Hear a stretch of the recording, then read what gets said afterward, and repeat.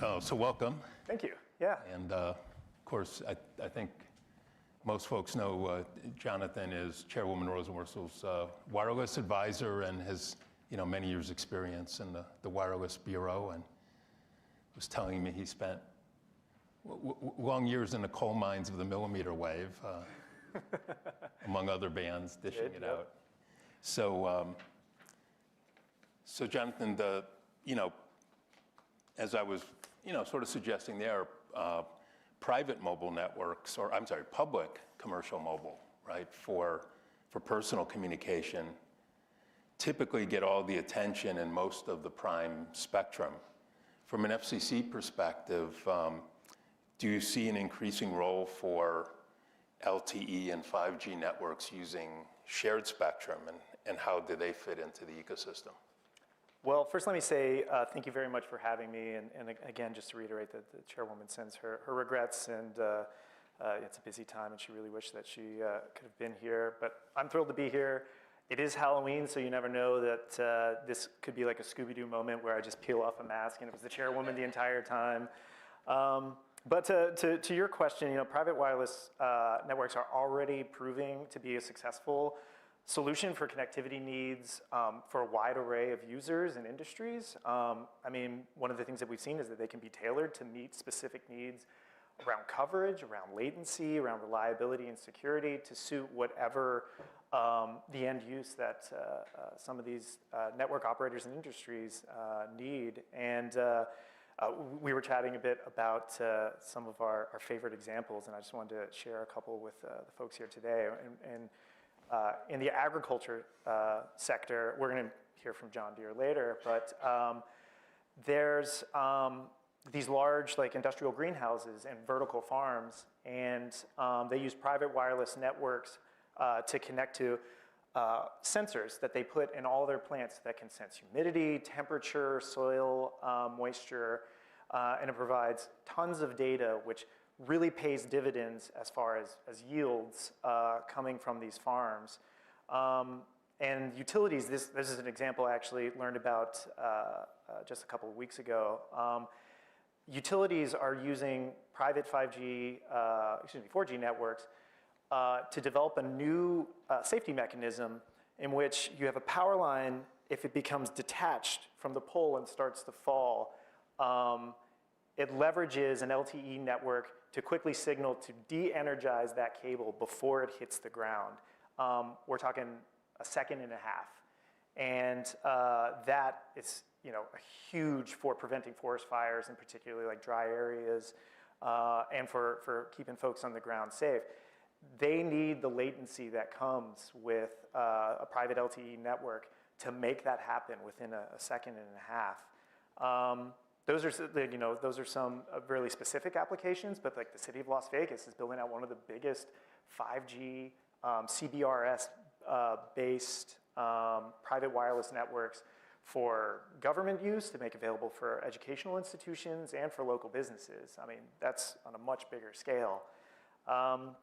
And then lastly, in one of the FCC's established innovation zones, which are these experimental licenses on steroids, cover entire metropolitan areas, and in particular, in this case, in Boston, Northeastern University is showing how private wireless can be a test bed for innovation that can span the entire wireless industry, and because they've developed a production-ready, Open RAN 5G private wireless network.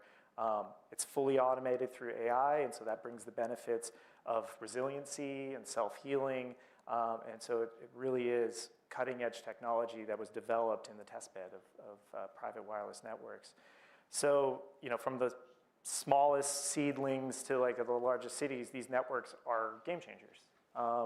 They support innovation and competition and job creation across multiple industries. And so, we think that they can really pay dividends for industry and for U.S. success. Great. And we'll hear about some of those shortly. So on the spectrum side of this, your boss, the chairwoman, was a decade ago and a very early supporter and strong advocate for CBRS when there was, at a time when this had never been done, especially not a 3-tier sharing and especially around the military. So how, from the Commission's perspective, how is it working out? So many years ago, when NTIA first identified the 3.5 gigahertz band as a particularly good band for sharing, the response was kind of a collective shrug. There wasn't a lot of interest because there was a lot of perceived challenges with sharing the band with some of the federal incumbents in it. And to put it bluntly, I think a lot of folks were kind of saw it as a junk band, but as the FCC and our partners and NTIA do, we got creative, and the result is now we have CBRS, which is a fertile ground for innovation for wireless uses, and we're going to hear all about examples of that today. But this is a story that we've heard before, like going back even further, 30 years ago. There was another set of so-called junk bands that folks thought there wasn't really a good use case in, 900 megahertz, 2.4, et cetera. And where most folks thought it wasn't worth a lot of time, a small group of FCC engineers really looked at those bands and thought that they could challenge the status quo and make these bands available for unlicensed use. And what followed thereon, I don't think they could have predicted this, but it was revolutionary. What came with it was innovation without permission. It was spurring a whole new ecosystem of wireless devices and use, and basically it's become the foundation for our everyday lives right now. And of course, the best known development out of that was Wi-Fi. But CBRS is kind of emblematic of that creativity in wireless that happens first here in the United States. It builds on the past creative spectrum policy with its innovative multi-tier access. It throws in a little bit of technological ingenuity with its dynamic spectrum sharing.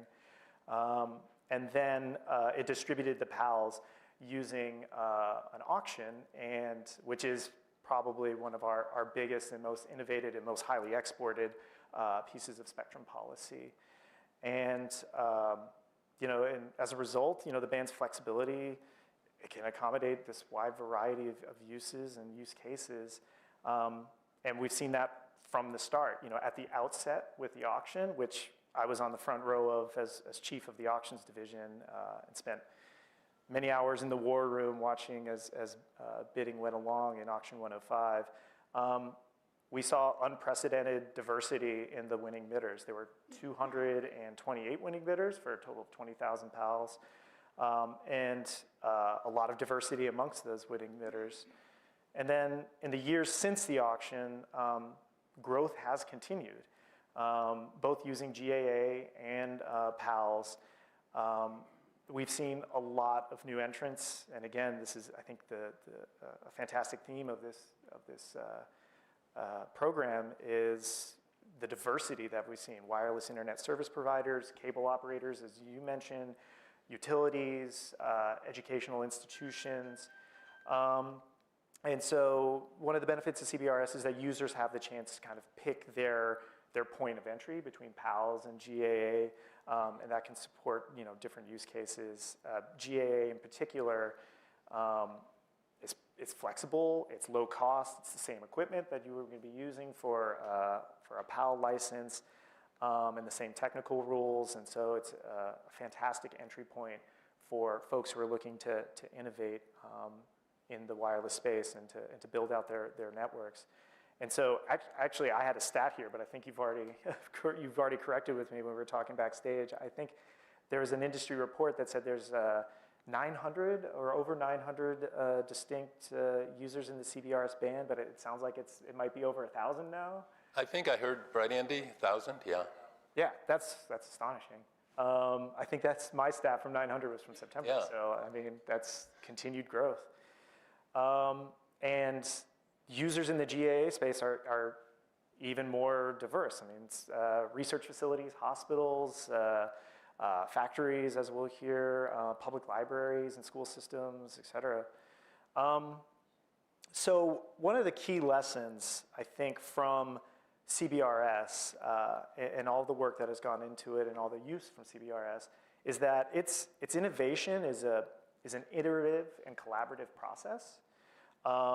There's a unique partnership between the FCC, NTIA, and the Department of Defense to work together to build trust amongst the stakeholders and to keep iterating on the sharing mechanics.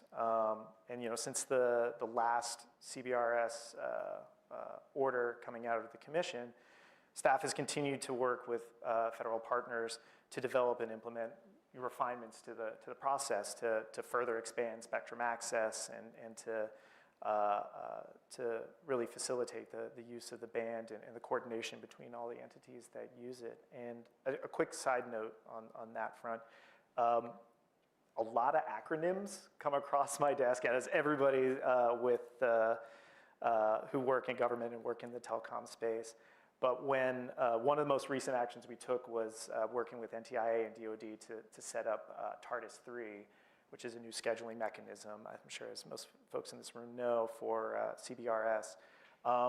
The 12-year-old Doctor Who fan in me immediately saw that jumped out at me. I was just like, whoever came up with that, please let me know. I would like to shake their hand, because I think that's one of the best acronyms I've seen in DC in a long time. And just a quick pivot, while 3.5 and CBRS are kind of the stars of the show today, we're not resting on our laurels. We're taking a look at other ways that we can think creatively to bolster private wireless networks and innovation in that sphere. And so just a couple that immediately jumped to mind. First is 42 gigahertz. That's 500 megahertz of greenfield spectrum with no federal or commercial incumbents. And so we wanted to throw out some ideas out there to see how we could explore a non-exclusive access model to give some innovators some access to millimeter wave spectrum, a lot of which has already been auctioned off. And so our goal is to come up with a new model that lowers barriers to entry, particularly to millimeter wave, and to maximize opportunities for new entrants there. So another, just quickly, is 12 gigahertz, looking at a variety of different uses from licensed fixed and mobile to unlicensed there. 6 gigahertz and unlicensed, we're making sure that Wi-Fi is not going to be the bottleneck. And again, in the theme of innovation, our automated frequency coordination system testing is underway. That's going to provide folks with access to standard power unlicensed in that band, which is going to be a game changer. Big channels can fit in there, so a lot of new use cases can come out of 6 gigahertz. And then finally, the lens through which we view all of this is captured succinctly in our spectrum policy statement from April, which essentially just says that interference mitigation is a two-way street. So by recognizing that and thinking through spectrum policy through that mindset, there's the opportunity that we can fit more services into these bands and to facilitate more sharing opportunities in the future. Yeah. Okay. And I'm glad you mentioned the, sort of clarified about that unique combination of both the auction PALs and the, free-to-use GAA, because even, I've noticed now since CBRS launched commercially 3 years ago, a dozen countries, mostly in Europe, have been adopting what the UK started this, local shared licenses, but they're just licenses. They're not, there's no general authorized access associated with it. It's not automated. It's still kind of, command and control to some degree. So, do you think that's going to help us keep our lead in spectrum innovation and what that does for productivity and connectivity here? Yeah. So, global leadership has been top of my mind. We're in the final sprint to the World Radio Conference. That's where gathering of officials from across the world to try to chart out spectrum policy for our region and globally going forward. And so, U.S. leadership in wireless is paramount because the benefits of being a first mover in this space are huge for our economy and for national security. Again, pardon one aside, but one way that we can demonstrate our leadership is by restoring the Commission's auction authority, which, as I mentioned, was so effective at dispersing PALs to a wide variety of licensees. Next week, it'll be 8 months since the expiration of that, and every minute it's exacting a toll on our 5G leadership and can soon exact a toll on our 6G leadership, and so we need to get that reinstated stat because, as we've seen, innovation can come in a lot of forms with GAA and come in a lot of forms with auctioning PALs as well. So that's a big priority. Yeah. For the Commission. Well, which reminds me of kind of this larger spectrum debate right now. Wanted to ask you about the lower 3 gigahertz band below CBRS.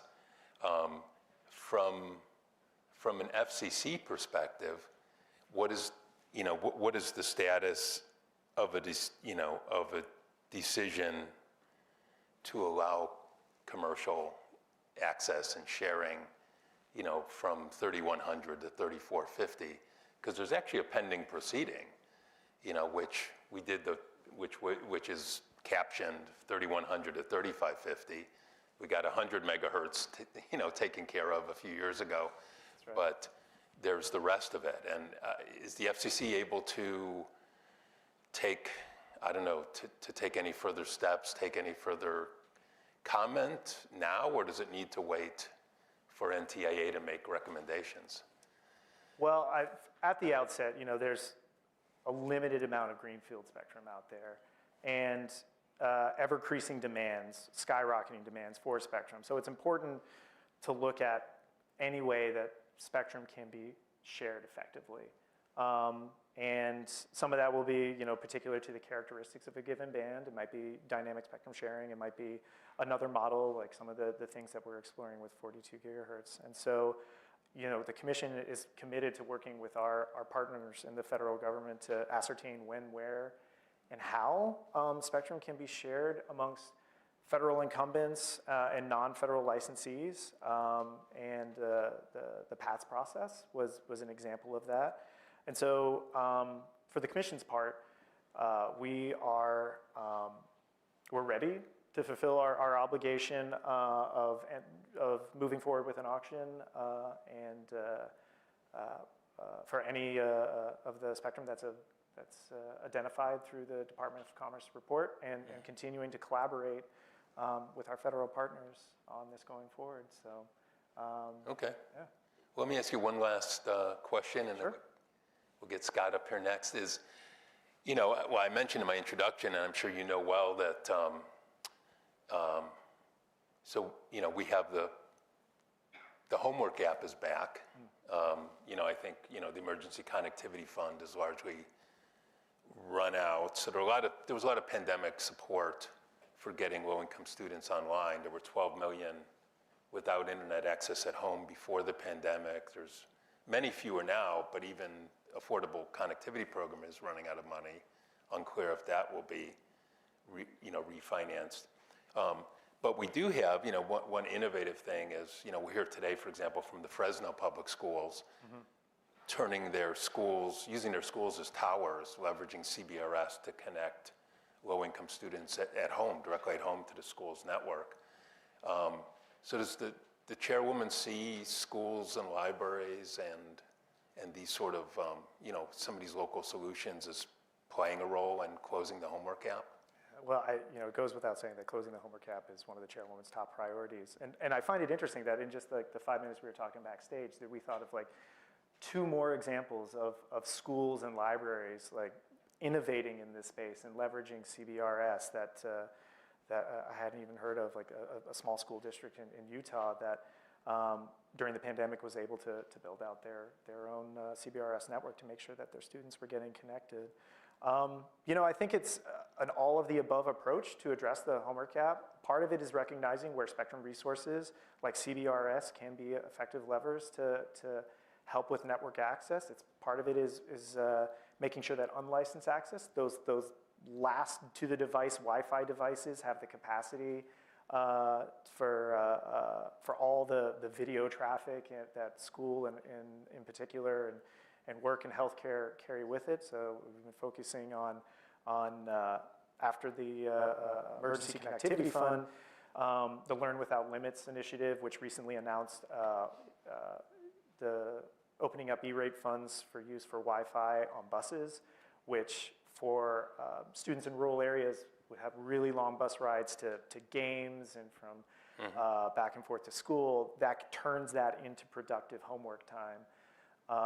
And the Affordable Connectivity Program, of course, which is still connecting a lot of households.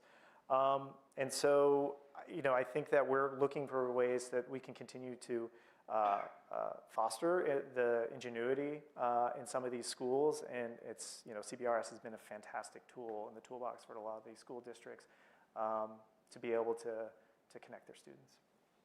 Okay. Well, thank you for Thank you so much for having me. filling in and joining us today. Yeah, thank you. Really appreciate it. Allow me to pinch hit. Appreciate it. Yeah. Oh, you could drop that off, yeah.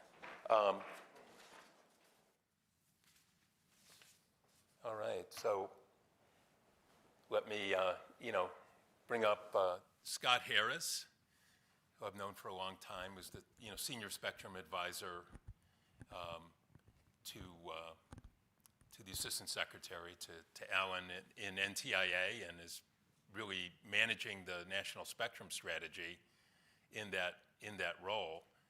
One of a number in government, which I won't list. You all have bio brief handouts. You can read all about Scott's background, but we get you up here.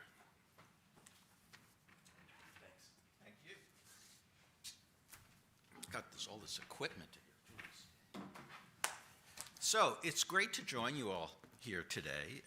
Thank you for inviting me. But I thought I'd begin today by talking about my 2-year-old granddaughter, Audrey. Now, speaking completely objectively, Audrey is perfect. No, really, she's perfect, and I have 1,000 pictures on my phone that I'd be happy to share with you later today. I wanted to put one up behind me, but they wouldn't let me for some reason. But why do I mention Audrey this morning, other than the fact we're going trick-or-treating in a couple of hours?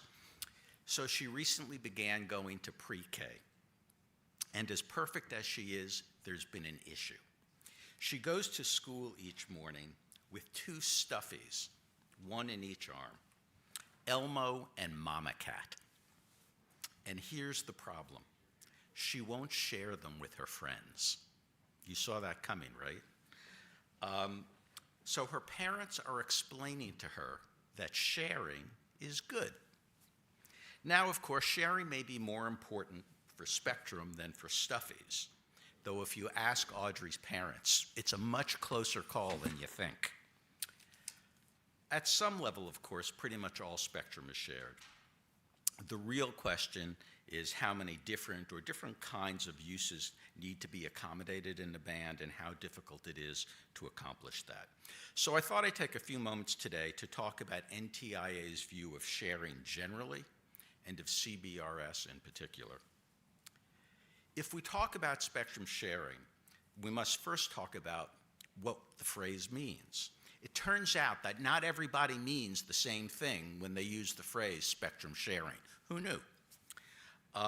Going back to Audrey, I can tell you that letting one friend play with Elmo while she plays with Mommy Cat gets a very different reaction than if they take both her stuffies away and share and give them to other kids. At NTIA, we think there are lots of tools in the spectrum sharing toolkit.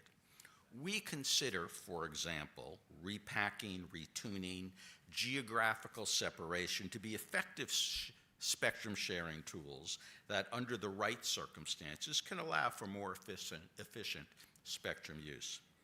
Also, when we talk about sharing, we do not necessarily exclude any licensing models. And we have a long history of using these sharing tools successfully, with NTIA, the federal agencies, and the Federal Communications Commission working together to develop and implementing a variety of sharing approaches. In fact, some of the most successful spectrum repurposing efforts, including AWS-1 and AWS-3, featured a combination of relocation and geographic sharing with coordination around temporary and permanent incumbent sites. This pragmatic approach, as you know, was instrumental in opening up spectrum access for earlier generations of mobile services while avoiding the high costs and lengthy transition times that would have been needed fully to clear incumbent users from the spectrum. And originally, this is the approach we were going to use for the 3.5 gigahertz band because of the important Navy radars that operate in this spectrum. But requiring geographic separation along all the coasts of the United States where the Navy radars operate would have prevented the spectrum from being used by the vast majority of the U.S. population. And that would have simply killed commercial interest in the band from equipment manufacturers and service providers. So we looked at smaller coordination zones, right? Go back to what we normally do and see if we can tinker around the edges. But that still left a lot of valuable spectrum on the table. So we and our colleagues went back to the drawing board and eventually came up with CBRS, as we now know it, complete with both small exclusion zones and larger dynamic protection zones, both of which are implemented through technological innovations like environmental sensing capabilities and spectrum access systems. These technological innovations allowed the Commission to adapt its regulatory approach to introduce tiered licensing with incumbents, with priority access licenses, and with general authorized access.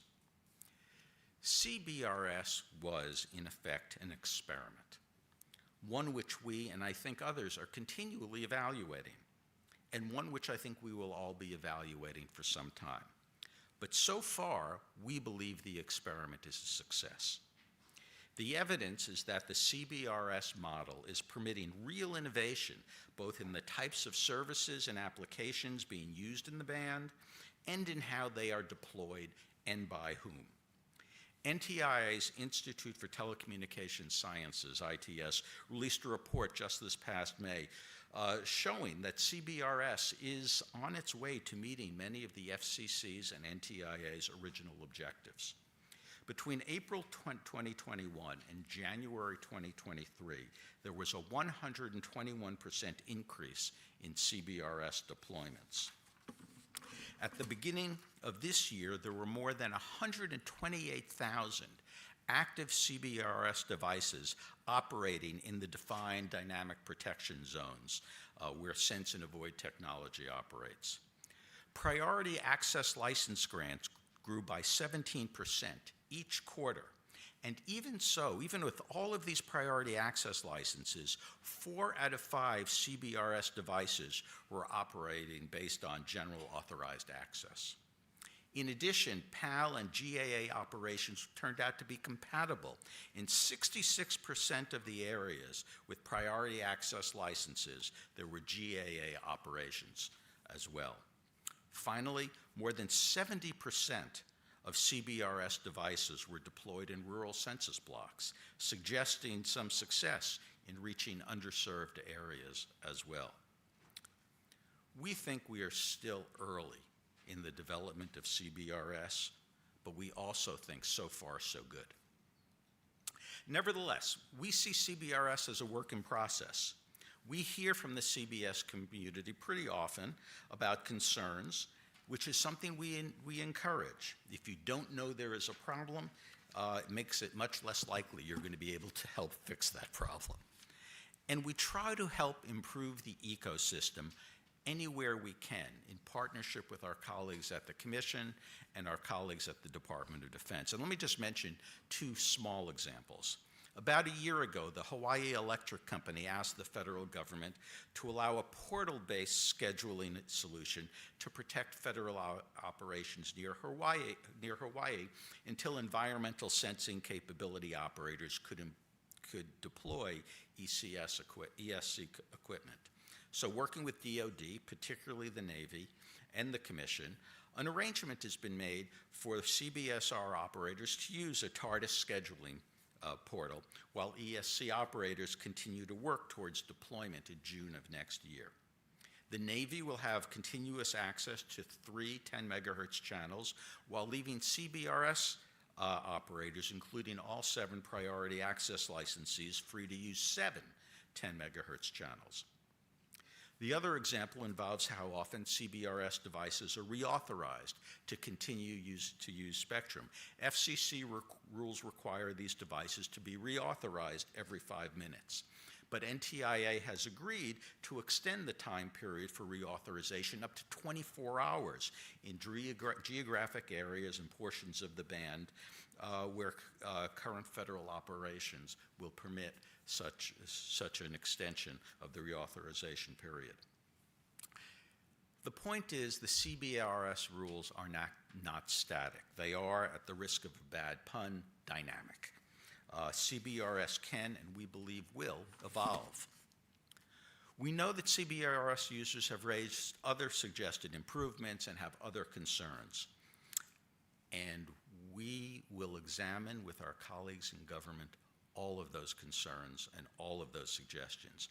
As I mentioned, we want to continue to improve the framework for the CBRS band, and we encourage stakeholders to continue to reach out to us and our colleagues so that we can deal with those issues. Now, somewhat relatedly, as many of you know, NTIA is in the final stages of developing a national spectrum strategy to serve as a policy blueprint for spectrum management going forward. Understandably, a lot of attention and speculation is focused on the particular bands we may identify to study for potential repurposing. But we hope folks will focus on other parts of the strategy as well. We hope you in particular will focus on other parts of the strategy as well. While I can't go into detail quite yet, we've been clear that new technology, particularly technology that advances dynamic spectrum sharing, is going to become more and more important over time. To be a little more precise, we think it is important to focus on the next evolution of dynamic spectrum sharing, like the incumbent informing capability platform NTIA has talked about for some time now. Among other things, we see this technology as a way to pick up on and improve the CBRS approach. It is a way to provide more granular, real and near real-time data in a secure manner to allow dynamic spectrum sharing in the temporal dimension. To put it more simply, we want to pinpoint when primary users are not utilizing frequencies, thus allowing more opportunistic access.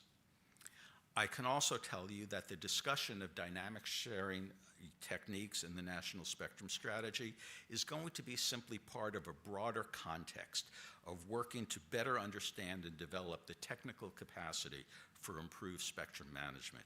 Whether it's for analysis and testing, or for developing sharing scenarios, or just basic R&D on spectrum engineering, we are all in on using technology to better manage our spectrum resources, and we will be over the next decade. So when it is released, I encourage all of you to think not only about the short-term elements of the strategy, but also about the longer-term prospects for improved collaboration between the private sector and the public sector, and about technology development. And I also would like you to think about how you all can participate in the implementation of the strategy's goals. Thank you all.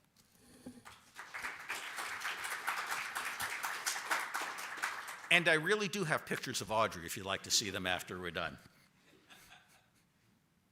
Are you willing to take a couple questions? I'm willing to take questions. I may or may not be willing to answer them, but Does anybody, Preston? And also, let us know who you are if you.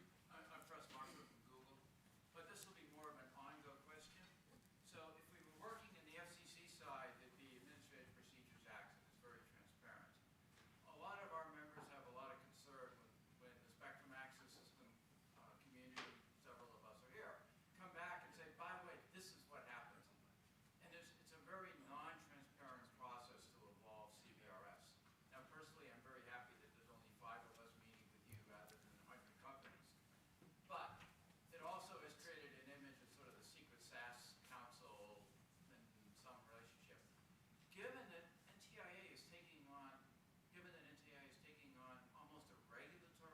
I would not say we're taking on a regulatory role. I'm an engineer. Looks the same to me. Walks, talks, chews gum like a duck. So, it seems like you're really managing the regulations in CBRS because the FCC basically said make a deal with DD. How can, as we move forward in this co-evolution, how can we make it a little more transparent? Not necessarily as much as what we had to do with Leibowitz and crew, but somewhere in between. So You know, that you're the going to drag all of operators- us into this, aren't Oh, you? I am. Everyone's stuck to it. My daughter is also named Audrey, by the way. Thank you, John. But how do we create a little more visibility into it, so that the operators feel comfortable, their concerns are in it, rather than just being channeled through the SASs? Long question. I apologize. So look, you know, the rules only get changed when they're changed in a public process by the FCC, right? So I guess at some level I reject the notion that there is not sufficient transparency into the process for changing any rules related to CBRS. Number two, when folks come to us and say the Department of Defense is doing something or there is some problem with how federal agencies are handling it, our discussion with the federal agencies probably should not be public, right? We need them to be able to communicate with us in a way that we can take into account and work with our friends publicly at the FCC.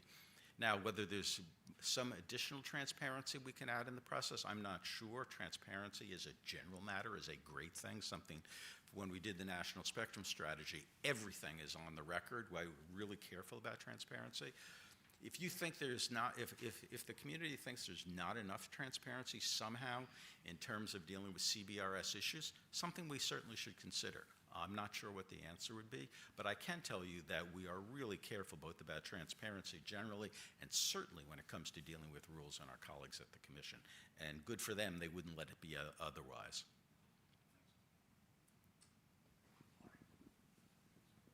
Anyone else have a kid named Audrey?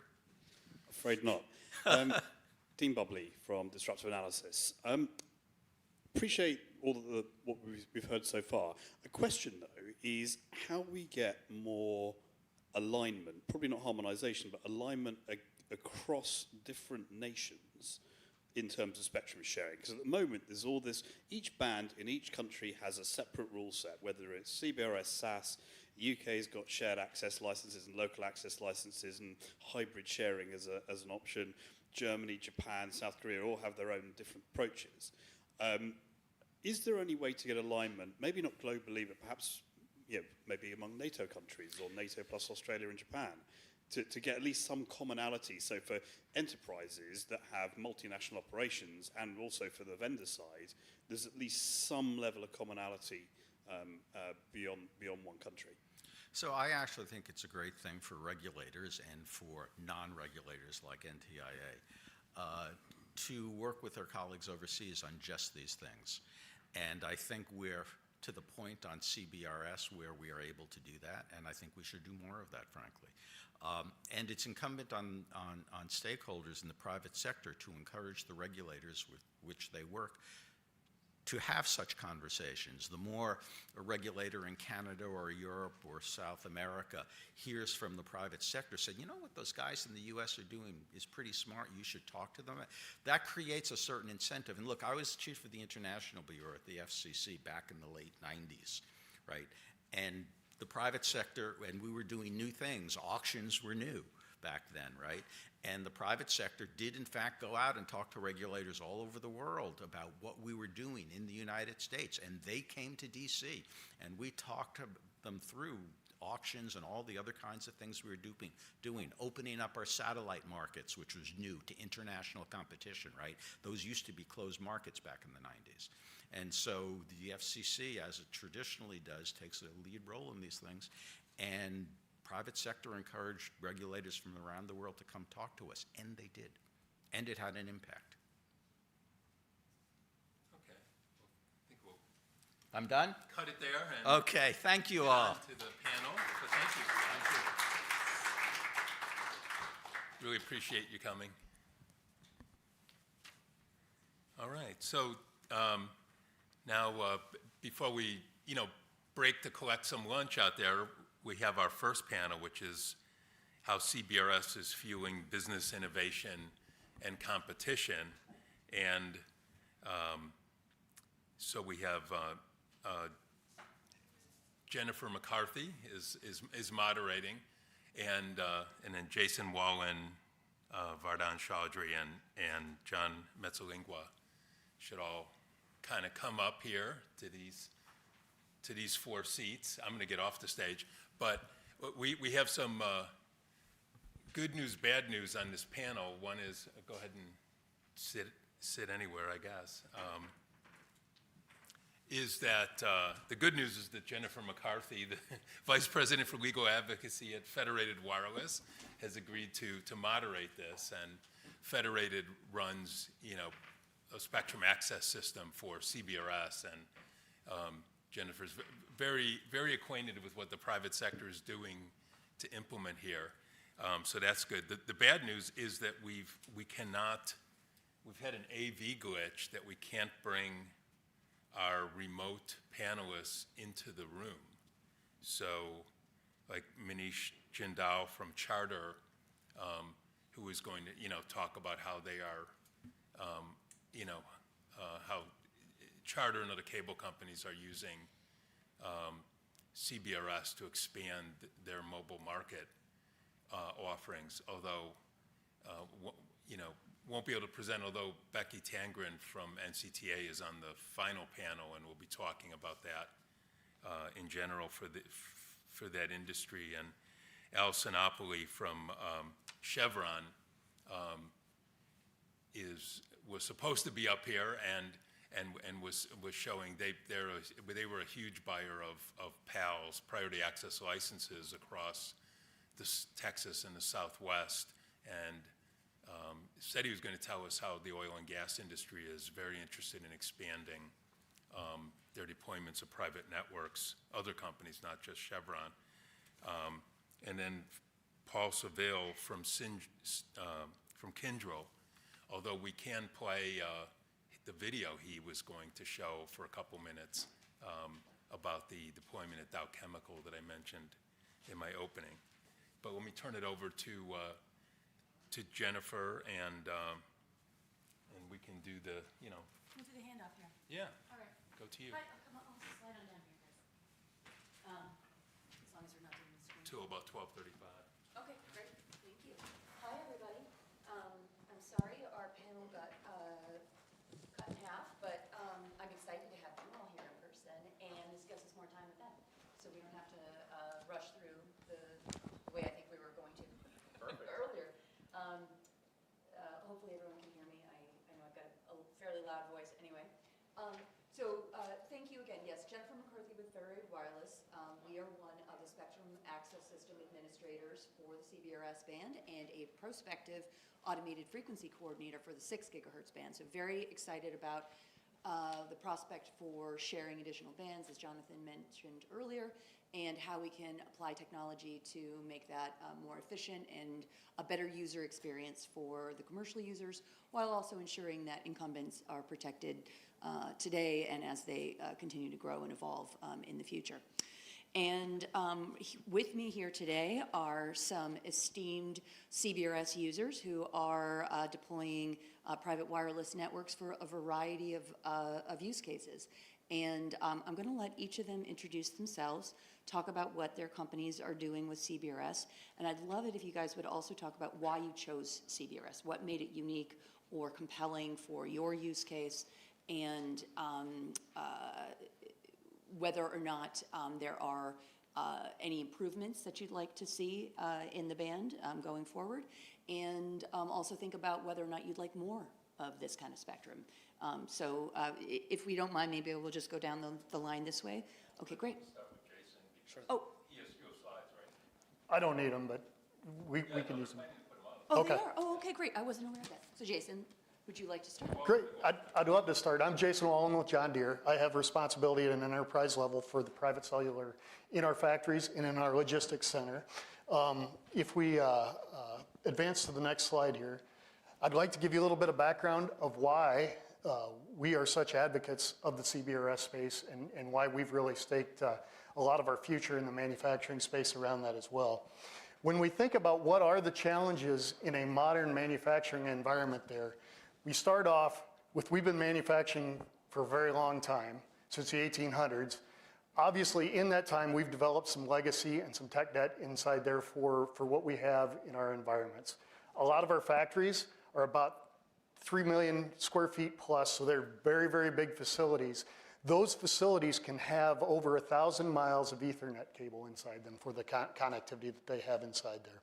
Beyond that, we can also have several hundred Wi-Fi access points to be able to cover those same areas there, and then can get into RF pollution issues that just because of the nature of Wi-Fi as it exists today. And then, you know, it's slightly better with Wi-Fi 6, but you have to clean up the entire environment to be 100% Wi-Fi 6 to be able to get some of the benefits. In addition to that, about 2019, we really started our Industry 4.0 journey. And while doing that journey there, we realized that from an industrial IoT standpoint, we're going to have 20 times the connected devices that we've had in the past inside our factories. When we look at, you know, our traditional platform of connectivity with a standard wired Ethernet as well as Wi-Fi, we knew we couldn't support the level of connectivity that we needed to and the density of the space that we have for our factories with that. So to get all of those sensors online, we quickly understood that it was going to take a technology like private cellular and specifically with CBRS to be able to deliver that.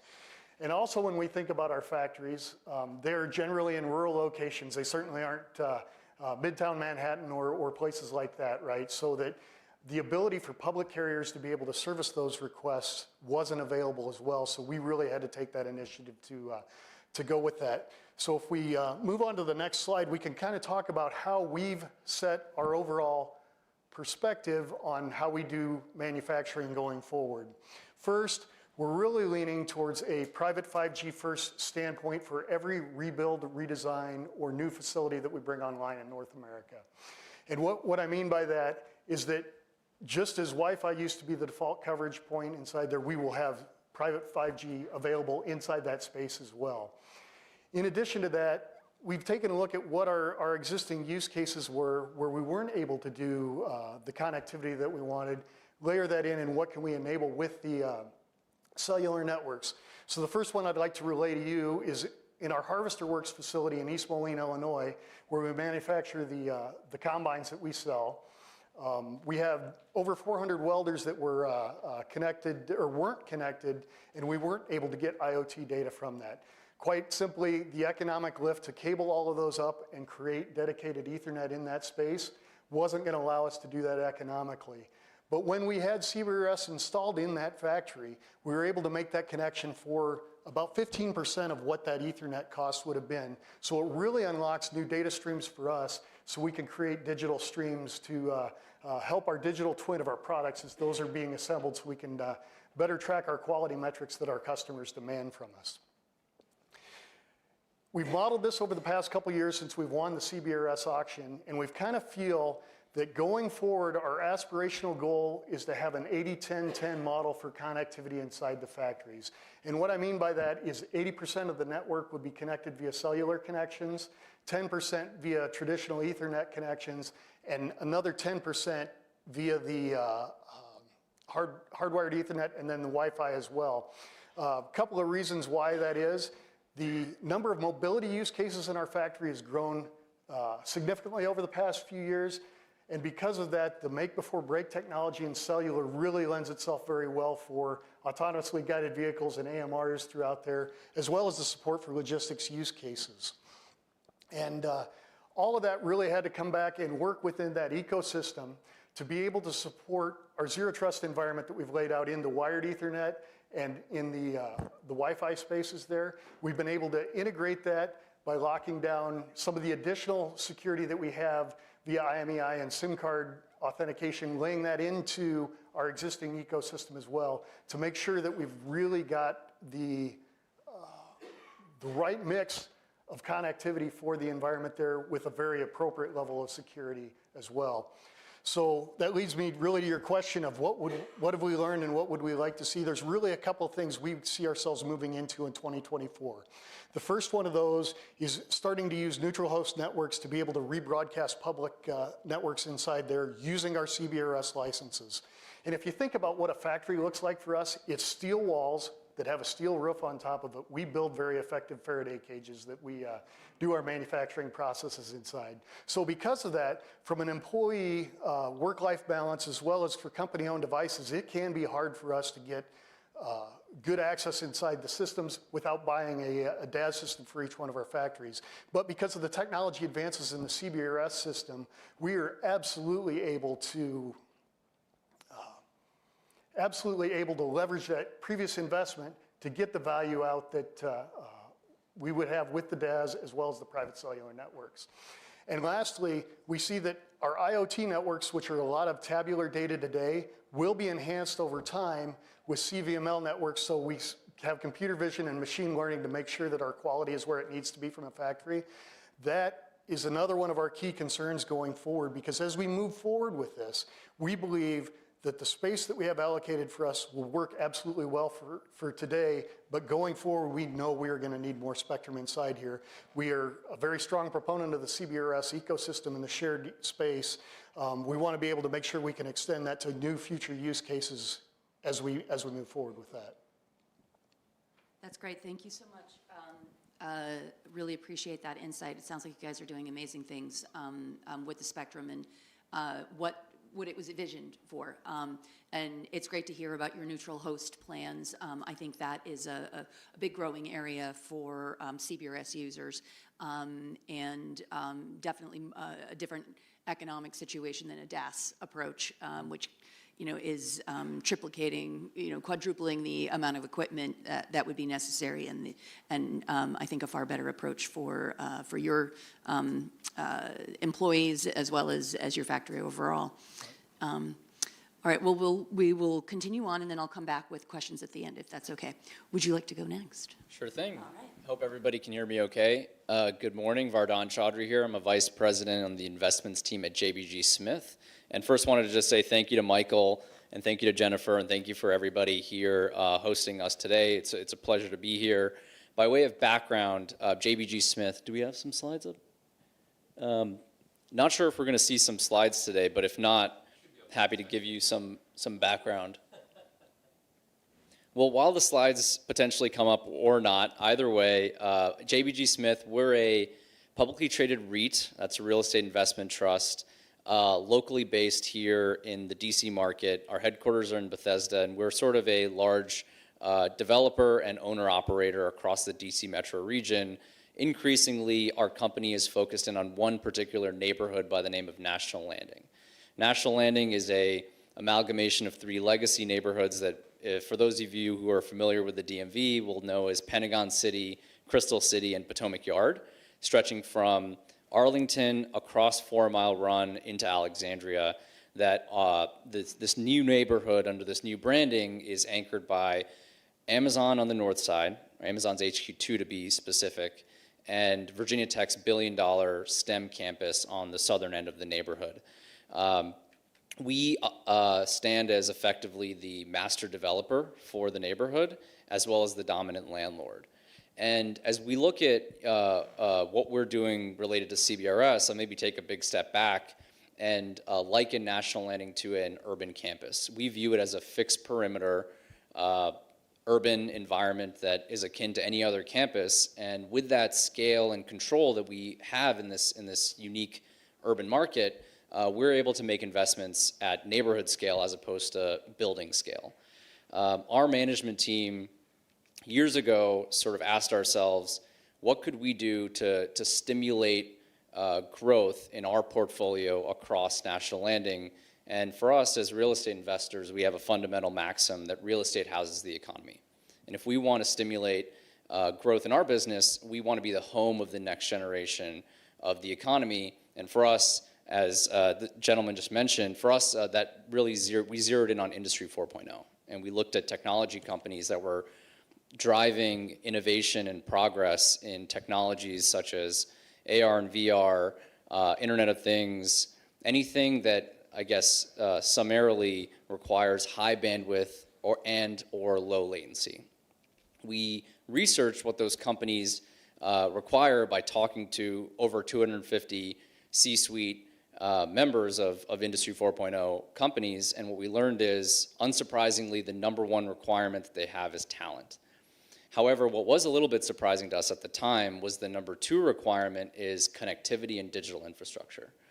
That then led us into some more research to very quickly find that the way digital infrastructure is delivered in urban last mile settings today is incongruent with what the Industry 4.0 innovators require. Rather than building piecemeal networks, with all due respect to the wireline operators and MNOs and MVNOs, but rather than building piecemeal networks, one building at a time or one block at a time, with fiber plant or other digital infrastructure plant, we saw an opportunity, given our control, to step in on our balance sheet and invest in a converged digital infrastructure platform across the neighborhood. For us, that comprises of a handful of specific assets, and I'll just run through them briefly and talk a bit more about CBRS and our PALs, which are a part of that asset stack. We're building a dark fiber network all across the neighborhood. We are pre-connecting all of our buildings to this dark fiber network and building it with traditional ring topology so that there is inbuilt redundancy in terms of pathways. And the term future-proofing gets thrown around quite a bit, but we are future-proofing with extremely high counts of fiber, 864 being the minimum count across the neighborhood. All of that fiber terminates, or rather originates, at a strategically placed edge data center that is in National Landing in a office building of ours that's being repurposed to be a data center that's equal parts enterprise co-location and also a carrier-neutral hotel to allow for flourishing of an ecosystem of internet service providers and let's just call it network providers that can then use our fiber network to serve end customers across the neighborhood. As many of you know, those two, what we call wireline networks of the fiber and the data center, unlock all sorts of innovation in the wireless realm. We're leveraging these two assets in exactly that fashion to deploy, namely outdoor 5G, where we serve as the tower company for the neighborhood. We have a contract with AT&T as sort of our first and anchor tenant of our tower business, wherein we are deploying AT&T's wireless network, both 4G LTE as well as 5G, including millimeter wave in selected areas across the neighborhood, using our fiber, our real estate, and our data center. AT&T is the first, but hopefully not the last. And as we look at how we're able to provide some speed and ubiquity to the market as it relates to the on-air of public commercial networks with AT&T, we also saw a need and a gap in the market for private network availability. That led us to Auction 105, and we ended up with quite a haul. We spent $25 million acquiring 4 PALs in Arlington County and 3 PALs in City of Alexandria, which is a county unto itself. So with 70 megahertz of private access spectrum, I think there was a number of speculators and journalists who were wondering what is JBG as a real estate company, as a real estate investment trust, buying CBRS, which is not a readable asset, and also not in the hands of a traditional user, nor in the hands of a traditional operator. And in many ways, their questioning was right on. We don't view ourselves as a strong, necessarily a user in the same way John Deere might be within your own business operations, although we are looking at opportunistically leveraging CBRS to solve operational burdens. More importantly for us, we viewed it as a unique opportunity in time to take control of mid-band spectrum, as we all know, scarce resource, and also be able to fill out our stack. from fiber under the ground to spectrum in the air, we now serve as the one-stop shop, or as we sometimes call it, the easy button for innovators, going back to Industry 4.0 and our goal for innovators in our market, who ultimately are our core business customers, our office tenants, to quickly access choice and competition in the market that was otherwise defined by neither of those things. We're really excited and happy to be partnering along the way with best-in-class enterprise service providers and operators. Federated Wireless is a strong partner of ours, and really our exclusive partner to deploy private networks as a service, leveraging, again, our digital infrastructure stack from the fiber, the data center, and of course the PALs.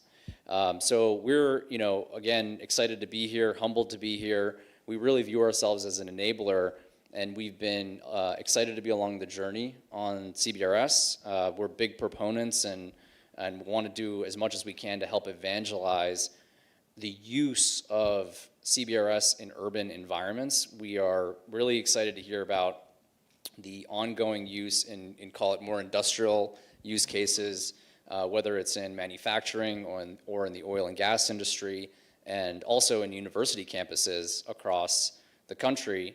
And what we're really looking forward to doing together with Federated is bringing that into, call it, office buildings, as well as the outdoor environment within an urban setting, really leveraging a place like National Landing as a living laboratory. Thank you, that's great. Very exciting and very close by, something that I would encourage folks to come and check out in person, since it's just across the river. And you've done demos, I know, in the past, and I'm anticipating more coming up, if that's right. Absolutely, I'm glad you mentioned that, Jennifer.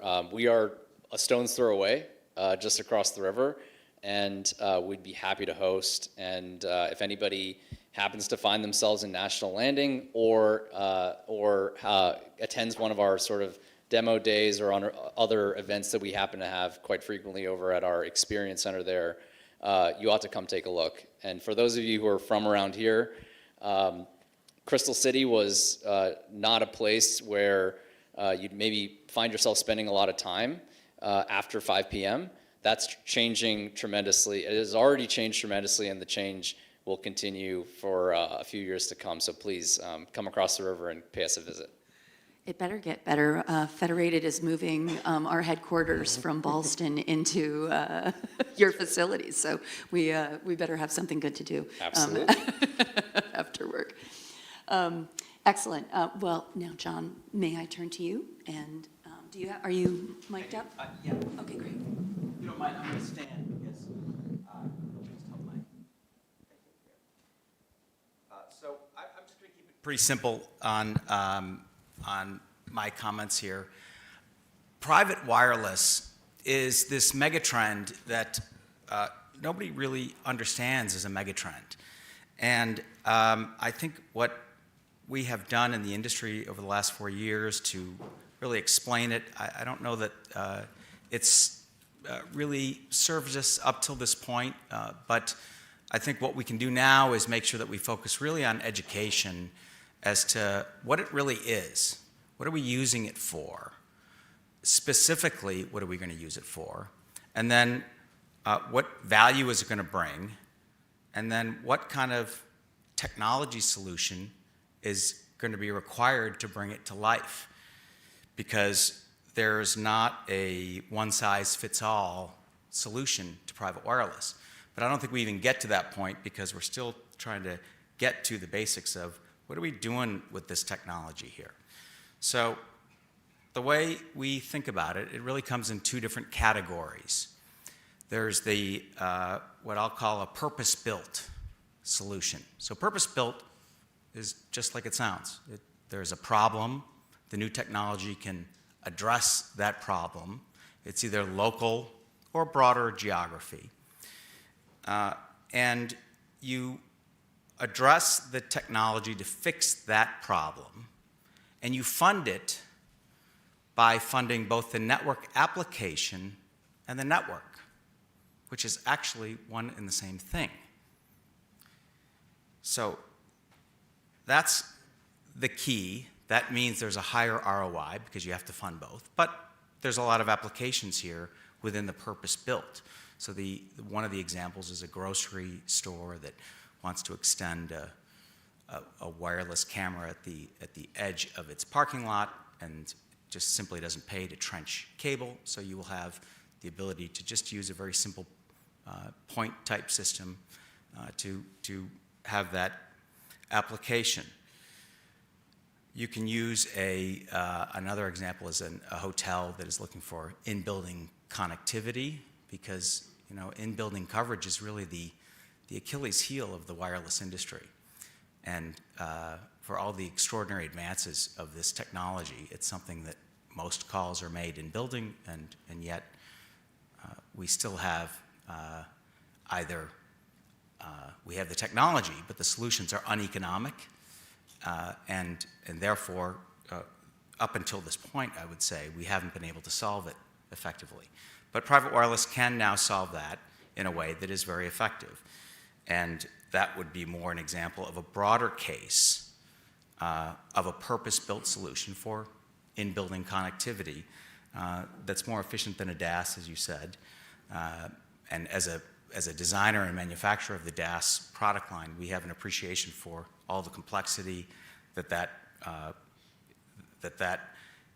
is entailed there, and it's really not utilized effectively beyond the most dense environments. So I think it's a very good solution for that. So it's important. I think there's going to be a lot of applications for that. It's going to be quite meaningful, but it's also it's important to appreciate what it cannot do. You cannot expect this purpose-built solution to really grow with you as you have applications that you really can't conceive of at this moment. So fundamentally, we don't know over the next 10 years what we are going to need here. And so that's why when you build a purpose-built solution, you just extend the coverage to the area that you're thinking about at that moment. You don't go anywhere else because, again, you're going to have to fund it based on the ROI of that application here. So that's a purpose-built. I think the moment anybody says killer app or use case, that's code word for you're in a purpose-built application because you have a specific need that you are building that network for. So that's the purpose-built way that we look at it. The other way, way to look at it is really a platform approach.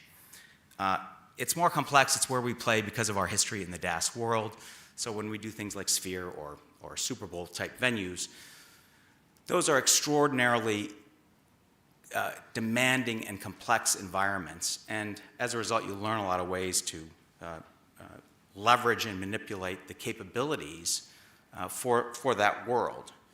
But a platform really recognizes that all the connectivity technologies really should be harmonized into one unified platform.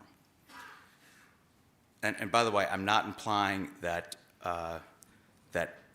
any of the technologies go away because you're still going to have Wi-Fi. It just means it's going to ride on one platform. So think about the connectivity technology that we have today. Last night, the hotel I checked into, there was a different technology that had my key card open my door to my hotel room.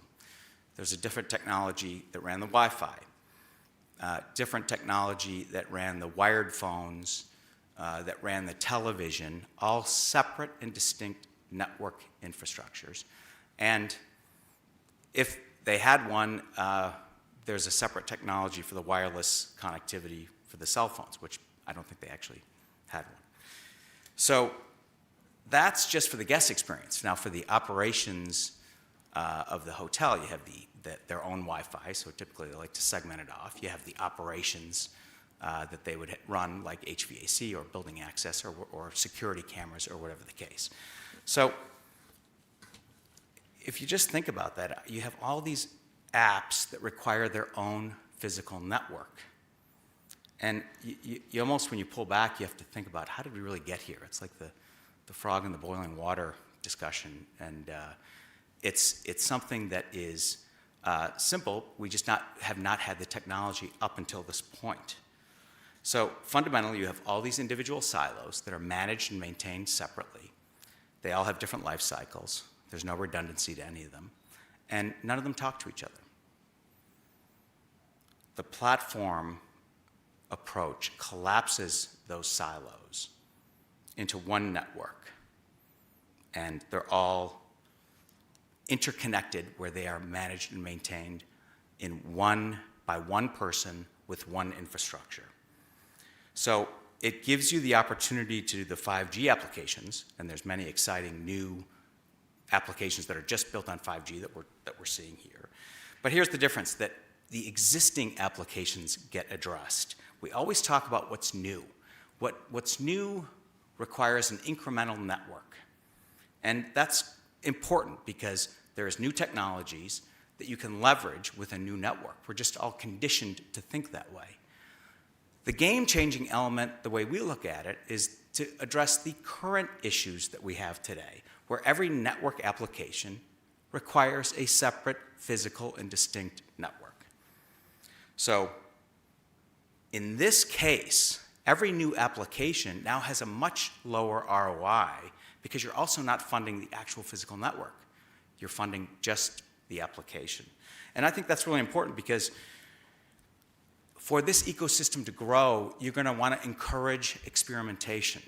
And there's many good network applications and IoT solutions that simply aren't going to pencil out at the level that the meaningful applications that our industrial customers are going to utilize, but they're still going to be very valuable, and they help bring in other people who otherwise wouldn't be a part of this ecosystem and in this world.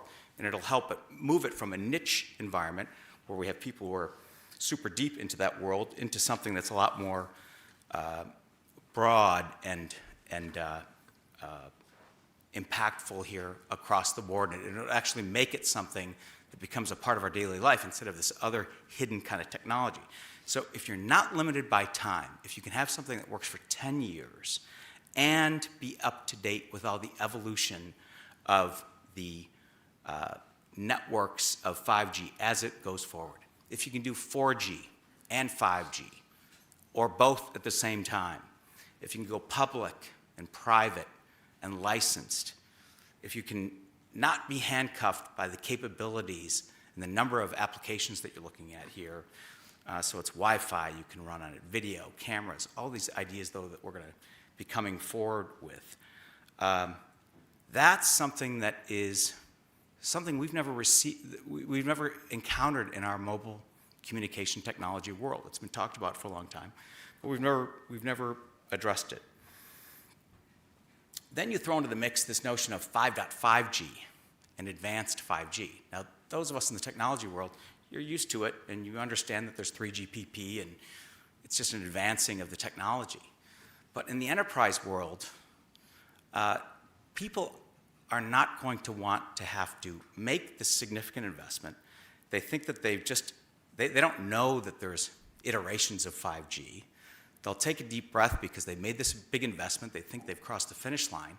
And then 5G is going to, they're told then by somebody within the organization that they actually have to upgrade now to 5.5G, which is the next 3GPP iteration, release 17, 18, whatever it is.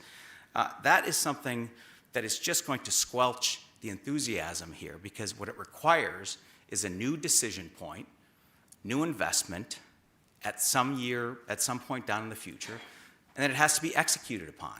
So I think that's something that's really critical. So within a platform, you want to run connectivity everywhere, not just with the applications, because you don't know where it's going to be here.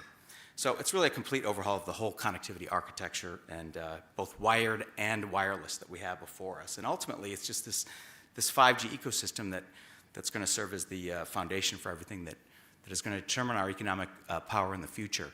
You know, the AI, the cloud services, quantum computing. So, so again, purpose-built solves problem for a company, and there's a very valid need, and I think there's going to be a meaningful market for a lot of those solutions, whereas a platform sets the stage by simplifying everything at once into one infrastructure, not providing limitations. So, in answer to the question, Jennifer, as to where this relates to spectrum policy, you know, spectrum is, of course, the fuel for private wireless rocket, and a little gets you a little way. A lot of spectrum allows you to go to the moon. And so, up until this point, we really only have been talking in the use case world, so by definition, it's a little more narrow. And I think when the industry looks at the platform model and thinks about the spectrum needs in that way, I think it's going to be thinking about it more properly, and there'll be ample fuel and potential for the kind of private wireless capabilities that will really secure our prosperity as we go forward. So, thanks. Thank you.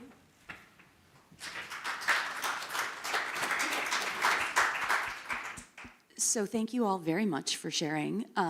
Before I turn it over to the audience for questions, what I heard here is that you're each using a variety of technologies to meet different needs, different aspects of your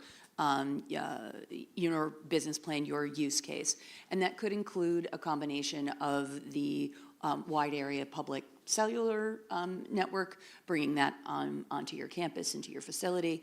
It could include accessing Wi-Fi, through unlicensed bands for, a variety of connectivity needs. And then there's this new thing, the CBRS and 4G, 5G opportunity. Somewhere in between, the unlicensed option and the fully licensed traditional option.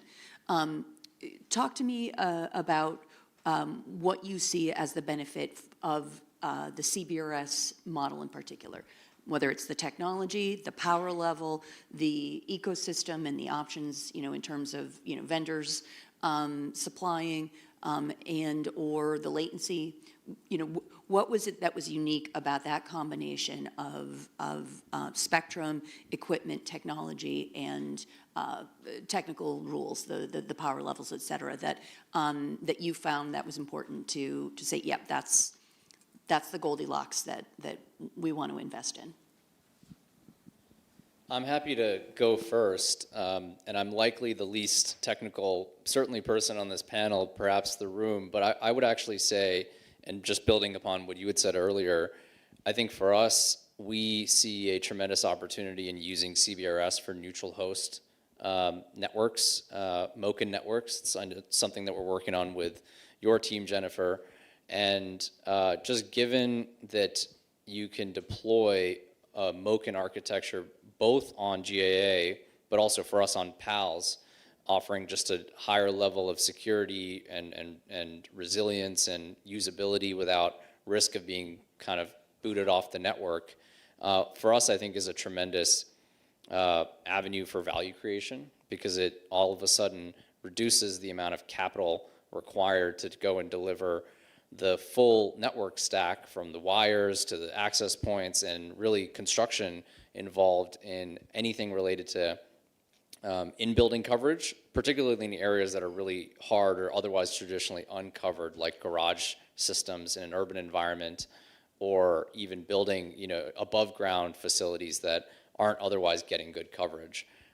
We have a number of facilities and buildings that have traditional DAS deployments, but we're excited to hopefully be along this journey in the industry of maturation of the CBRS 3.5 band to really be an entree to carriers, the usual suspects, MNOs and MVNOs, who are increasingly becoming MNOs, joining forces with owners of real estate like us to actually join a MOCN-based network. I think from our perspective, a lot of the things that we see in the ecosystem are very attractive to us. First of all, the cellular protocols are much more robust than current Wi-Fi 4 and 5, even Wi-Fi 6 as it currently moves here.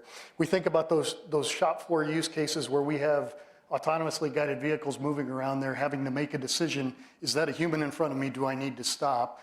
Knowing that we've got that make before break technology on the handoff from one radio to the other, where you don't necessarily have that in the Wi-Fi, was very much more attractive to us.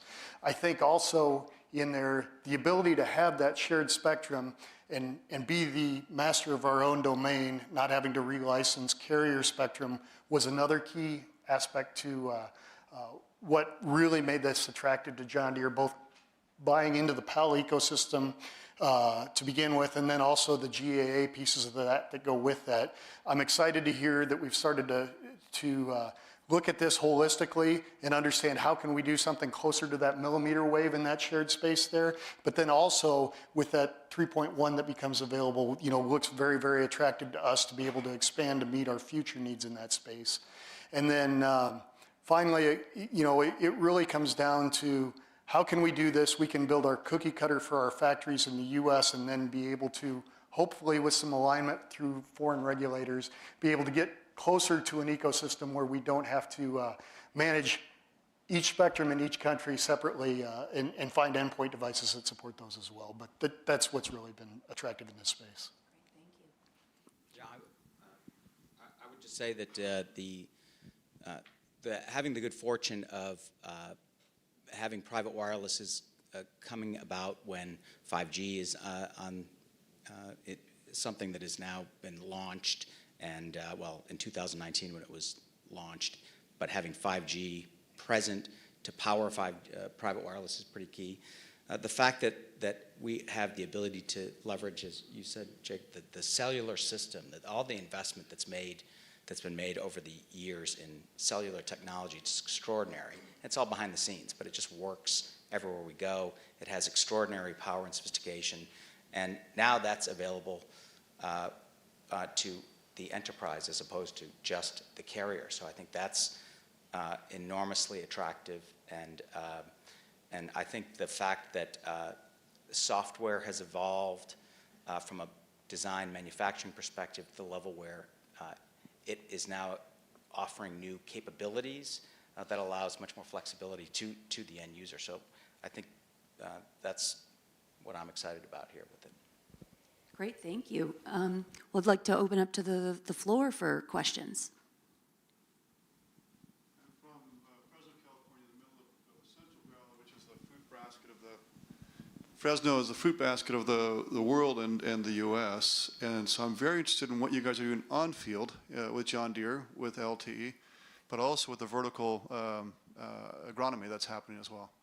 Right, so obviously we have smart connected vehicles, and while that isn't my area of focus per se, we are very proud of the agronomic data that we can collect off of that ecosystem, be able to manage those devices, and now even have autonomous vehicles that we can put into the fields with a predefined map and be able to drive that going forward. To your point about the vertically integrated vegetable grow operations there, it's amazing what they can do from the sensor standpoint, being able to manage the entire process, control the amount of chemicals that are used and the amount of water that are used on each one of the plants to optimize that, but not overpopulate in that environment. That's exciting too. And we're starting to see that come into our larger production equipment with our See and Spray technology, where we actually use those CVML technologies to verify, is that a good plant or is that a bad plant? Only spray the bad plant. And really, from John Deere's record here, it really excites us that we can eliminate up to 60% of the chemical applications that we need to, only focusing on just the invasive plants that need to be removed.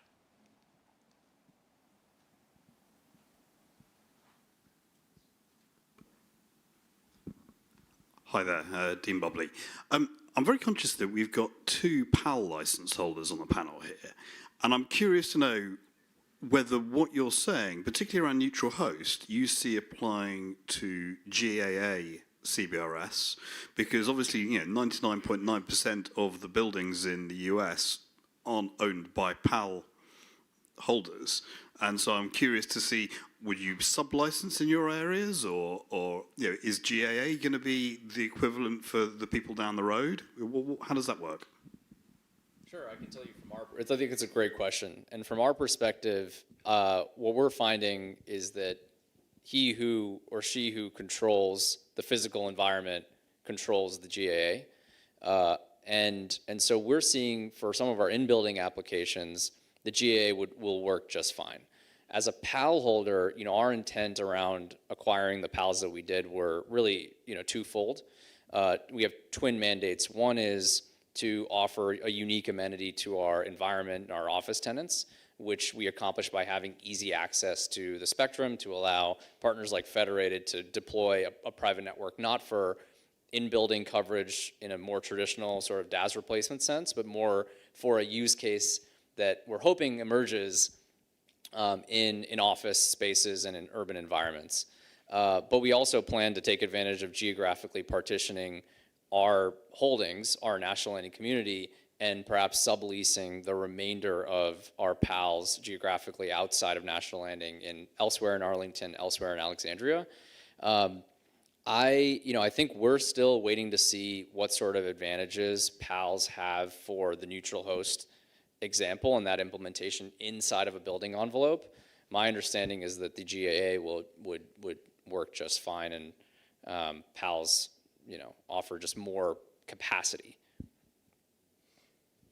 From our perspective, I think what we would say is, obviously we've invested in the PALs in the 5 counties where we do the vast majority of our North American manufacturing, but we have service parts operations as well as other manufacturing facilities that aren't carried by that. The intent with us, especially in the neutral host space in the United States, is to work with the carriers to make sure that they're okay anchoring that coverage to band 48, specifically in that GAA space, and be able to do that. Our conversations amongst the 3, I don't think I'm going to shock anybody here. There's one that's very happy to work with us. There's one that's okay working with us, and then there is one that has some significant concern working with us. And I don't need to fill in names. You all know who everybody is in that ecosystem there. Well, thank you. I think we are coming up on time, Michael. Is that, yeah, we should probably, okay. Well, thank you all. It's been a great panel. Really appreciate all of your input and very excited to see, this is truly what I think was envisioned, the innovation band, and what you all are doing with it is great. So thank you for sharing, and we look forward to continuing to work with you in the CBRS band and possibly additional bands with similar licensing structures. So thank you. Thank you. So this is our public sector networks that are leveraging GAA. And again,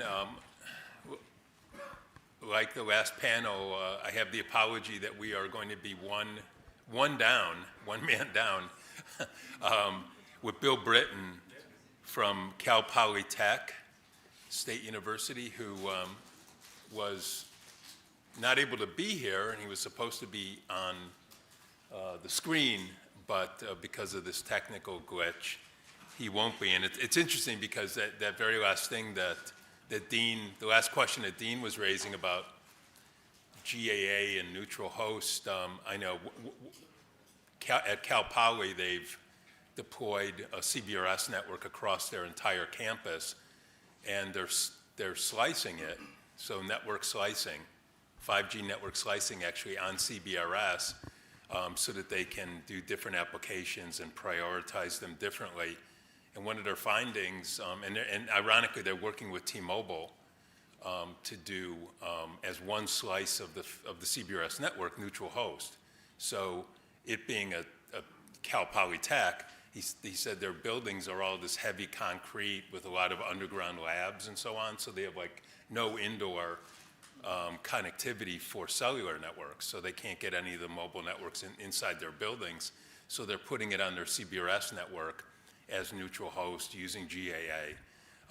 And T-Mobile's the first one is cooperating with that. And it was funny too because T-Mobile, one reason T-Mobile wants to be involved is they're trying to make slicing work on their mobile network, which no mobile carrier has done yet. And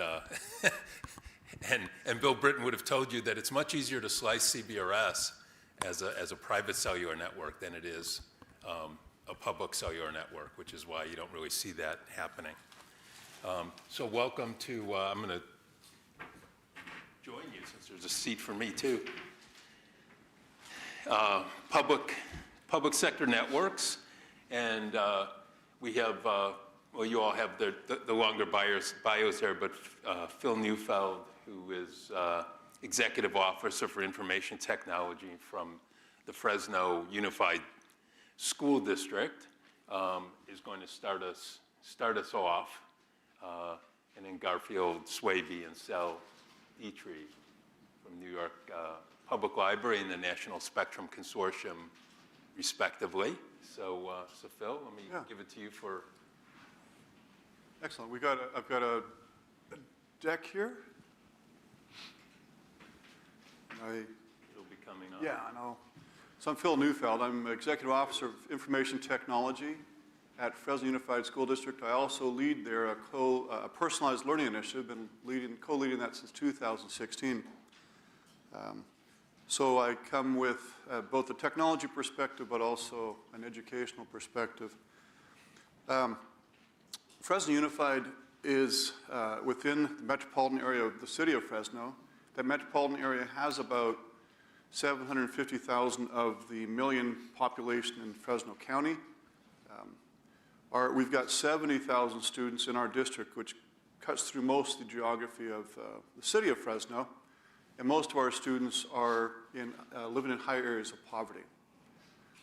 It's 89% free and reduced lunch as an example of that poverty. But our students are rich in potential when we give them the conditions for modern learning. The shift to rich quality digital learning apps occurred a while ago. The pandemic just helped us realize that they exist. But the pandemic did peel the blinders off our eyes relative to the digital divide and how extensive it was, particularly in urban areas of poverty. You can just say next slide when you change it. Yep. So I was leading the remote learning platforms during the pandemic, and we kept having these neighborhood network problems, what I called them, except they were so pervasive across our city. So one thing I want to do before we shift to the next slide, or we can always shift already, is this key piece. DeAndre Weaver from Digital Promise has a really articulate paper on how the digital divide negatively impacts life trajectories, which should matter to all of us. So we discovered in conversations with our residents, but also based on experience, that wireline broadband was either not available, was poor performing in areas of poverty, and then the cellular signals, which was surprising to me. I should have recognized that to be the case. But as I drove around, I found that the cell signals were weaker, fewer cell towers, and the coverage wasn't as good. We adopted Wi-Fi on our buses about 7 years ago, about 100 buses. And I was having my team do a ride test, user experience testing. Students were smiling as they were engaging in digital apps on the laptops, and all of a sudden the lights went out. And I'm like, what happened? Our team was looking around at each other. And what it was is that we didn't realize there weren't as many cell towers. In some cases, there weren't cell towers in areas of poverty. I'm currently working with AT&T to get better internet connectivity around our campuses, cellular in this case. And AT&T did an assessment. I asked them to do it of our high schools and middle schools. I would have loved to do it of all the schools. The danger is you ask too much, sometimes you don't get anything. And they found that 15 out of their 22 schools that they assessed were not delivering compliant cellular services. So we're getting microcell boosters, but that just goes to show, on the next slide, you'll see the big gap that exists in what we consider served and unserved. The FCC and the CPUC suggest that in the city of Fresno, we have about 3 to 4% of folks that are unserved. The Microsoft Digital Equity Dashboard, which uses a lot richer sampling with upload-download speeds, saw across Fresno County that's more like 50%. We've built an app called MyQOI. Given that we've got all of a sudden 70,000 plus laptops, so great opportunity for telemetry, crowdsourced data gathering of speed tests. So I'll give credit to my one engineer, Brian Alvarado, who built it. But we've been able to get over 12 million speed test measurements. and it suggests that 27% of our residents in the city of Fresno are unserved. So that gives you a sense of what we're trying to solve for. So let's, so that goes with the stories of, students parking at McDonald's to get Wi-Fi, right? So we have those stories, but we've now got quantitative data to show how big of a gap this is. We'll go to the next slide, but before, one thing I'm just going to mention there as well is that gives us data that help us understand the challenges around internet connectivity and where it exists, and hence what interventions we need to do and investments we need to do where, right? So multiple layers to how we address this in terms of multi-dwelling complexes, getting fiber there and such. But one thing we did do based on the E-Rate Modernization Act is get fiber, lease fiber across our school district. Did that with rings and sub-rings. So it's highly resilient. It's 20 to 100 times the speed of 2019, so greater capacity. And it saved taxpayers a bunch, which is cool. And it makes sure we don't have the kind of disruptions that we had with lit fiber to students' instruction. It also brought fiber into the fiber deserts, 110 miles of fiber. And the fiber deserts that were in the southern part of Fresno that reflected the disinvestment that's happened over the last 20 years around broadband now makes possible things like call centers and other kinds of jobs to show up there that never could before. It also became the backhaul for our LTE. Next slide. So how are we going to support and get connected students in these areas of poverty? And have not, nor do I see any of our incumbents, we don't have a lot of choice. It's mostly one incumbent in most of these areas, building out improvements in their infrastructure in the next 5 to 10 years. So during the pandemic, we said, what do we do and how can we do it quickly? So we used some ESSER funds to do in 6 months what normally takes 2 to 3 years. And we did 15 cell sites as using our buildings as towers, okay, so we could avoid the longer design build time. It was pretty good. We were getting 50 to 80 megabits per second download, which when you compare it to the carriers in those areas was really good, okay? Because the bars disappear quickly in these areas of poverty, really quickly. We're subsequently doing another 35 sites, and we're using the Google RF analysis decided to do that at 70 feet. Going much higher gives a little bit of advantage, but a much higher increase in costs. We're using Musco 70-foot poles, and we're going to retrofit some of the phase 1 sites as well. So we'll end up with those 50 cell sites, and you can see based on the map there how we're getting better coverage, overlap, and also deeper coverage with the higher poles. We're going to be working with neighborhoods and the resident leaders there to drive adoption.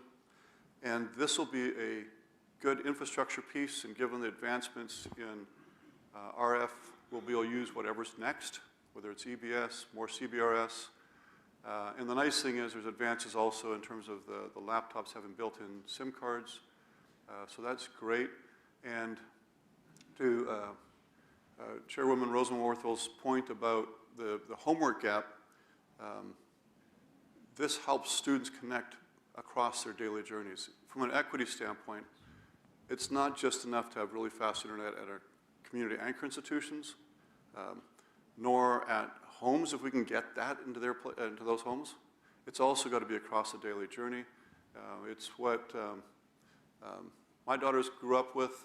They were able to finish high school math or college math in high school because they had access to this guy named Sal Khan that I couldn't replicate.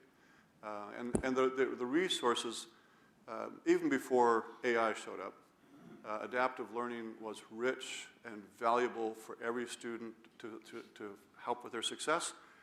These sorts of things that are happening across the U.S. at different anchor institutions are also enabling students to have that same opportunity for success and to be the kind of assets our country needs. Yeah, thanks, Phil. And that's that last point on where it's a cost benefit, I should mention, because Phil was a great help to us. A year ago when we put out we did the cost, we commissioned Raoul Katz at NYU Business School, an economist, did a cost comparison, a microeconomics cost comparison study, used Phil's CBRS data, used data from the schools in San Jose that were using Wi-Fi instead of CBRS to do the same thing, connect students directly at home, compared that to buying mobile carrier hotspots under the Emergency Connectivity Fund. And you see that once you start going out 2, 3, 4, and 5 years, the useful life, that it's much, much less expensive to deploy these private cellular networks than it is to purchase subscriptions and hotspots from mobile carriers. Should add to that, the commercial carriers' hotspots don't work in areas of poverty. And the second is the cost benefit isn't there even if they did. But the other kicker is we couldn't personally afford a PAL. The GAA is huge in terms of the civic benefit and the community benefit that it offers. We'll come back to that right after the presentations. But Garfield Swaby from New York Public Library, tell us about your program. So I'm Garfield Swaby from the New York Public Library. We're a 92 location system covering the Bronx, Manhattan, and Staten Island. Brooklyn and Queens are their own branches, their own systems. We have fiber in all of our locations connecting everything. Folks come into the library for books, obviously, but to use the computers, to get Wi-Fi. Around similar motivations as Phil's about 2 years ago, but immediately after the lockdown, we were hearing, or during the lockdown, we were hearing stories about students coming to the libraries. Now, if you can imagine that time when everyone wanted to remain indoors, folks were coming to the libraries. We're not a rural area, so you couldn't drive there and stay in the parking lot, but they were doing that nonetheless to get Wi-Fi bleed. And the president of the library, which, an annual ritual would come to me and to say, well, what can we do to be able to move connectivity further out into the neighborhoods? And instead of saying my normal answer, which is it's cost prohibitive to try to do Wi-Fi using repeaters all the way in, we started to do some research. We came upon CBRS, read an article about a school district in Utah that had actually deployed CBRS, did some more research. I actually am pleased to be sitting on the stage with Phil because he was one of the people that we researched. Josh Breitbart, you guys probably know him. He had a spreadsheet with people who were doing similar projects, and we started reaching out to them to understand how they went about doing things. So Colin Bryce of Tucson, and a number of other people. And in talking with Jason, initially, the web conference, he had a lab set up where he had all different types of devices that he was using. Same thing with Colin. Jason did that at his base at Morris School District, Colin in his homes. And from our standpoint, we're like, well, these are things that we could normally do ourselves because we're in the Wi-Fi space, but we had never been in a scenario where we would be similar to a traditional cellular vendor. But after seeing what they were doing, we said, this is something that we should actually try. The eureka moment for us was when Jason said, as an afterthought, that he had lit up the campuses, the school campuses, but he said, if I had to do it over again, we would have sent the kids home with devices and then broadcast a signal to their homes. And that's what we were looking at doing. And I'm starting with these examples because I want to stray away from my normal presentation, which I would go through the slides and talk about what we're doing. As a matter of fact, last week I was at the OnGo Alliance user meeting, and so I think they'll post the slides at some point in time so you could see it's there already? Okay, so you'll be able to see what our installations look like, the vendors that we used, but I used an opportunity to talk directly to the vendors. And my point was this: school districts, libraries, municipalities, if you listen to Phil or listen to Jason, very smart people doing really important things.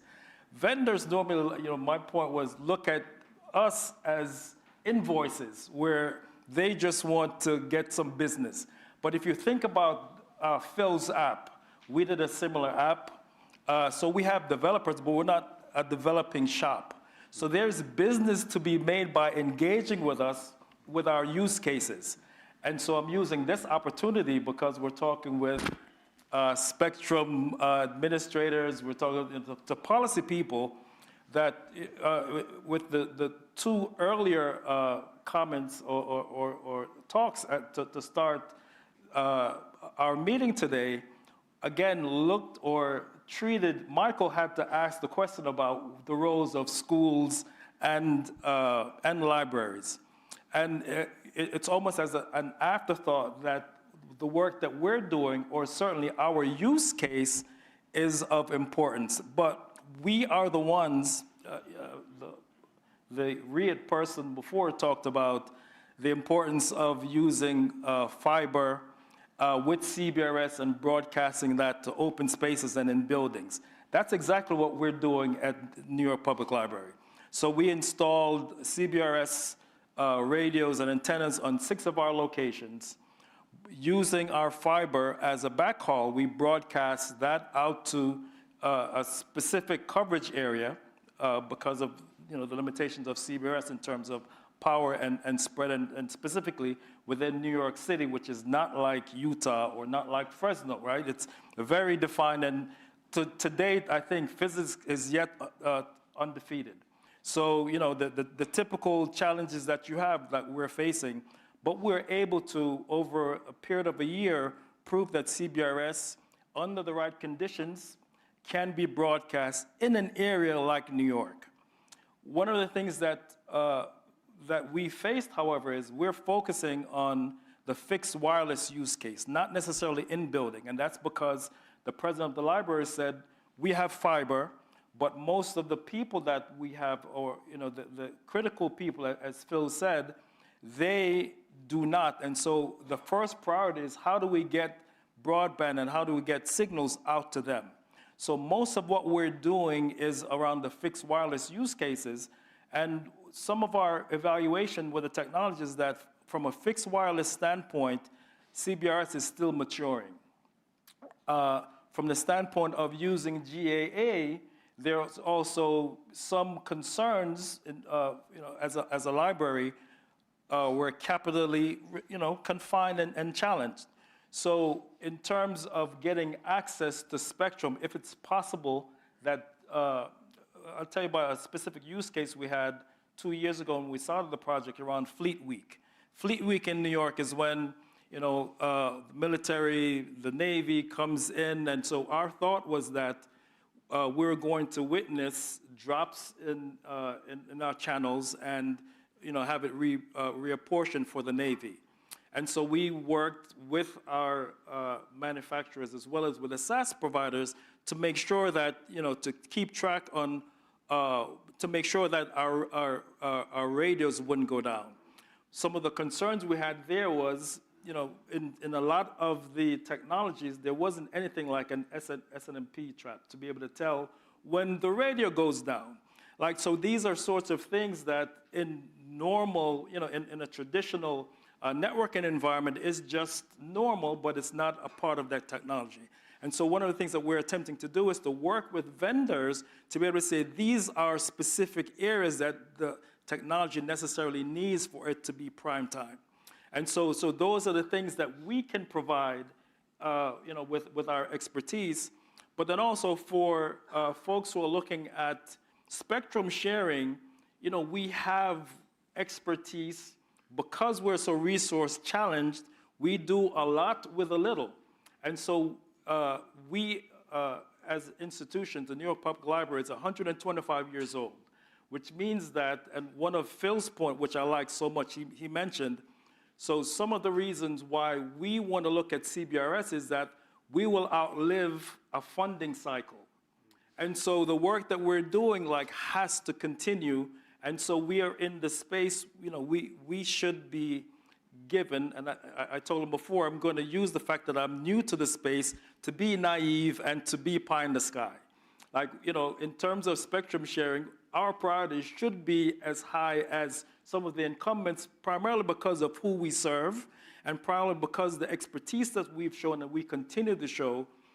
There's a group of us who we talk from time to time, folks in Cleveland, University of Washington, and we share information. It's informal, but we're doing cutting-edge things, and I think from an assignment perspective, we should be prioritized as well. And so I wanted deliberately to make that point that we're here. We can do what some of our more well-heeled technologists can do, but we need to be able to get in the action and not be an afterthought from a policymaker standpoint or even from a vendor standpoint. And if you want to hear information about the pilot, we could do that. Just go to Ongoing Lights. Thank you, Garfield. And now Sal Dietrich, who's the chairman of the National Spectrum Consortium, and he's got another really interesting public sector use case. Yeah, I'd like to talk a little bit about the Marine Corps Logistics Base Albany site. And for those of you who don't know much about this, it's the home of Marine Corps Logistics Command worldwide. It's about a 3,300 acre site. There's about 3,000 people who perform logistics there every day. It's not a small site by any imagination. It's located in Albany, so they can ship down to the Gulf. They can get to the Atlantic to get light armored vehicles, military equipment in and out of there as quickly as possible. I'm going to show a video. It's about 1.5 minutes where the Marines talk about what their mission is in Albany. And there's this giant white building cube in there. I want you to pay attention to that because that is the premise, one of the key premises behind this evolutionary change to what they're trying to do. They're not trying to make little incremental changes by people scanning things and running around. They're really trying to change the entire process and really gain a decade advancement in man years of improvements in what they're doing. So go ahead.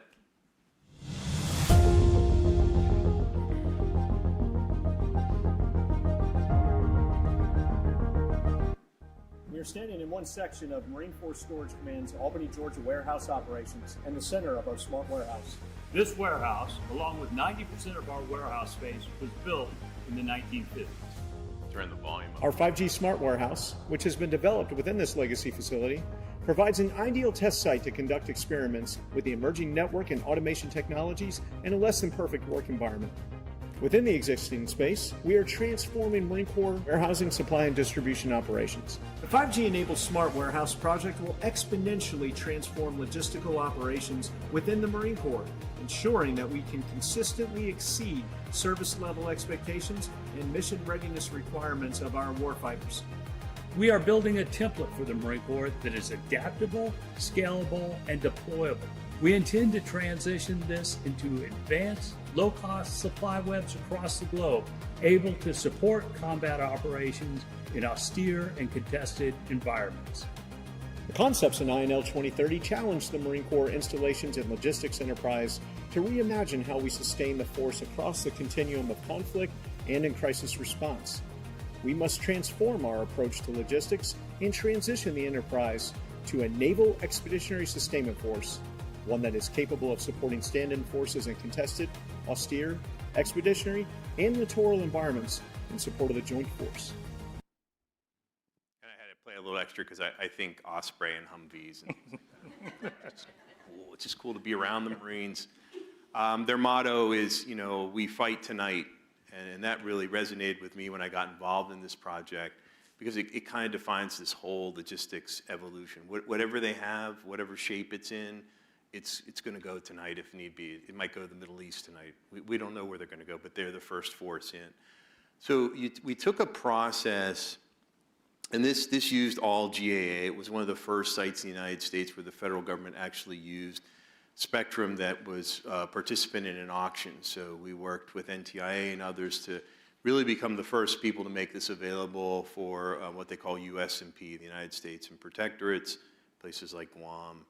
So what they wanted to do was take this very manual process. They received these goods. They were typically, I used to say it was like watching people paint the Golden Gate Bridge. It was just 365 days of inventory, and when it was done, they just started the whole process over. It was sort of constant counting of inventory that couldn't be audited and was never really accurate. So they came in and deployed this Adibotic system, which was that huge white sort of warehouse within a warehouse, and a series of these smart conveyor belts. And if you see the inside of that Adibotics, these little Adibots, these little ants, move around, they pick up inventory, and they move inside this very, very dense scaffolding-like environment, world, in which they know exactly where to put all the inventory and where it belongs and who it belongs to. It's all coordinated. So the whole goal of this was to take that manual process, and across the street on this 3,300-acre site is this enormous maintenance depot where they bring in these badly damaged, light armored vehicles. There's acres of them sitting out there, and they strip them down to nothing, and then they rebuild the entire thing using a highly skilled process. The goal of the entire thing of this is to bring all that in, have it sent to the depot autonomously on the day and the time it needs, so that tech, as he's moving through this 12-stage rebuild process, has everything he needs right on top, right when it's needed. And that process alone saves man-years in what they're trying to do. In tagging and collecting all this information, the entire point of this and why he talked about they want to roll this out around the world is they're trying to understand the health of a capability set. It's not a bolt, it's not a wheel, it's not a Humvee. It's an ensemble that will come together, some of it on a ship, some of it in a warehouse, some of it deployed somewhere. That ensemble is going to come together and project power on some force. And the status of that entire operation has to be known at any one time. So what we did is we deployed a CBRS network. Federated, of course, led this effort, and JMA has been involved in this since day one. And in a past life when I was at Federated, I did the whole architecture and the proposal for this, and the JMA guys were right there with me the whole way. You look at something like that giant Adibotics cage. Inside that building with CBRS, I have about a -77 receive signal strength. The carrier signals in there are like -110, -120, I think -134, I think was my carrier, because my cell phone is just flatline in that place. I mean, I have to step outside to get 1 bar of LTE from a carrier. Inside that Adibotics cage, where all this digital transformation, all of this is happening, we get about -80 receive signal strength. So we're getting like 4 bars inside that. The reason that's so important is that that's the entire evolution. If that Adibotic system breaks down, I can't even think of how a human would go in there and start coordinating that. So the entire premise is based on having the network that is built around that evolution. So previously, those little Adibots would have to do a job, come back to the center of the container, go all the way up to the top, try and find a Wi-Fi signal, wait, go back down, and move around. And that creates huge maintenance pressures on something that meticulous and integrated. And so now they can go about their business. They take things right off the conveyor belt that are scanned. They go up into the Adibotics cage, distribute them, pull them down, put them in bins. You saw that one huge robot. It's stacking everything perfectly, and that's shipped across to on a tug, where it is then received, and then they're able to perform their mission for the day. There's other tenants of that base. There's the Defense Logistics Agency. By dollars, the $40 billion a year enterprise. By dollars, the 3rd largest logistics enterprise on Earth, pure logistics. They have what I call a retail site there. So they are trying to automate and connect into this system. And it's going to be one of the first cases of the start of network slicing. Because for security purposes, we can't have these retail tenants on the same network where Marine Corps data is passing through. The extension of this program is to start using this site as sort of a hub where we're taking the packet core and we're now extending the user plane up to places like Camp Lejeune and other sites where we're now starting to connect in sort of the entire system that the colonel talked about, so that we know the status of this equipment and this sort of capability set anywhere in the world at any given time. Yeah. Cool. Yeah, and it was I find it's really interesting that, you know, you're making the same point about the Marines who are using GAA, right? That's right. There's no power license involved. What, you know, and again, I'm sorry, I really wish you could have heard Al Sinopoli from Chevron was on his slides. He had exactly the same point about, you know, for oil and gas. He said they consider it critical infrastructure. So he said it's just out of the question for us to use the commercial mobile networks. He said we need to control these networks because otherwise there's not the security or the reliability or to make the adjustments we need. You know, they don't want to be on there with the public. They want to control it. So but they have PALs. You know, they bought PALs for that purpose. So this prior panel, interesting contrast because those big companies there, had bought PALs and they may be leveraging the extra capacity in GAA. You all are relying on GAA. I know, Garfield, you mentioned, I imagine sitting smack in the middle of New York City, that might be a little noisy. But I guess my one question is GAA generally working out? But then also when you look ahead to like all the deployments that you could be doing or want to do you need more spectrum access? So first of all, we were fairly confident, given what we saw with the carrier signals, that we wouldn't see GAA use in areas of poverty. It doesn't have industrial use or residential use. So we were fairly confident there. We do want to also be able to use educational broadband spectrum, but a carrier leased it, and we won't see that back in 2026. But yes, we want more spectrum because we are going to be limited to the number of students we can serve, even with 50 towers, and it won't be enough of the population relative to the need over the next 5 to 10 years. So we could definitely use more spectrum. And to the point about platform versus purpose-built, we've started with this particular purpose, but we know we've got IoT on our campuses out in green spaces that Wi-Fi isn't going to cover. So there's other uses that will come about through this, so definitely would love more spectrum. When I looked at what it would take to purchase PAL in our market, that was out of the question. So GAA is a great solution. More spectrum within it would be fantastic, and it's working well. Yeah, because Garfield, you're also looking in phase 2, right? Right, we're looking at phase 2. Phase 2 for us will be to broadcast directly to affordable housing buildings and light up the entire building, and as well as having folks come to the library to check out a device. So yes, we need more spectrum.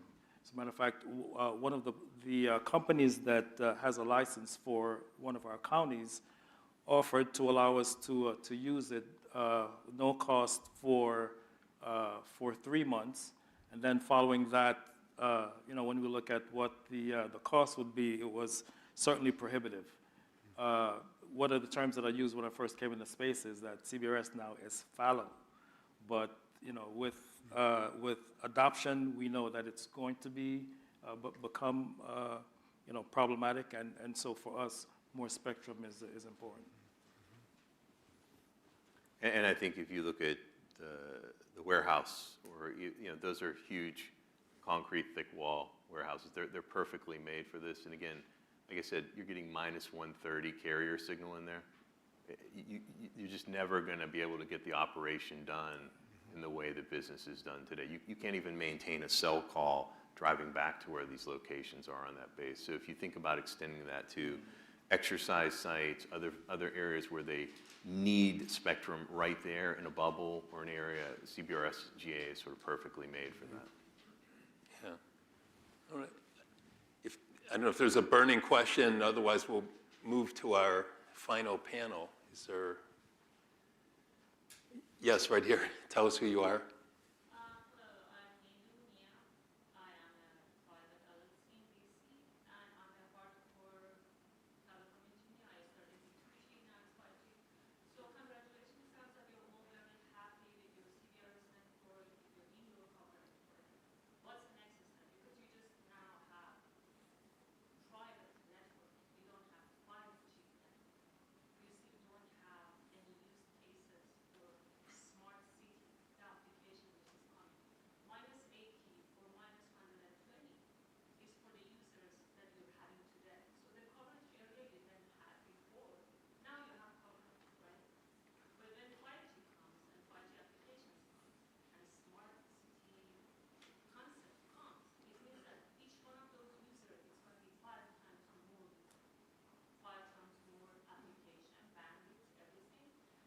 means that your still are going to be behind, except that you design your network for 5 times more or even 10 times better traffic, performance, optimization, anything you want to call it. So when are you going to start the smart phase of your private network? What's the smart application as of now you're using, except covering the areas which were blind spot before? So literally you didn't have coverage before, now you have coverage. So what are you going to do with this coverage? So I'll start. I think probably the assumption is for why we started our project, that assumption is probably a little off base, I think. The folks who we are looking to target, not only do they not have coverage, they don't have sometimes devices with which to get on the internet. So what we're doing, so the basis of your question is correct, which is we should always have an eye on the future. In terms of technologies, one of my engineers just told me today that, Garfield, when you think about or you hear about 5G, is it 5G as it uses the cloud, or 5G that's LTE? Because we have to also piece through what we're hearing from the vendors. So there's 5G that's just a patch to what exists now, and then actual 5G that utilizes cloud computing and those sorts of things, which I think is your question. And so for us, we move according to the folks who we provide services for. And we keep our eye on the future, but we have to make sure that, I was talking to an individual last week, some of the conversations at OnGo, it's about very deep technological questions that are important. And, I think the chairman of the OnGo here was asked a similar question. And he said, well, we're just talking about 5G because it's part of the specifications. But when you think about who you have to serve, right, you have to make sure that you purpose-built your solutions for that. And for us, that use case is very clear, very specific, and so we'll do both. But then also, let me say that being in this space allows us for the first time, organizations like myself, to adopt a technology like CBRS fairly early in the maturation curve than normal. Normally, we buy technology after everybody else is using it, all the well-heeled folks, and the use cases are for them, not necessarily for us. And when we apply it, we need to come up with workarounds to make it fit. And what we're attempting to do is to work with vendors to address our particular use case, our processes to serve the specific people who we've identified.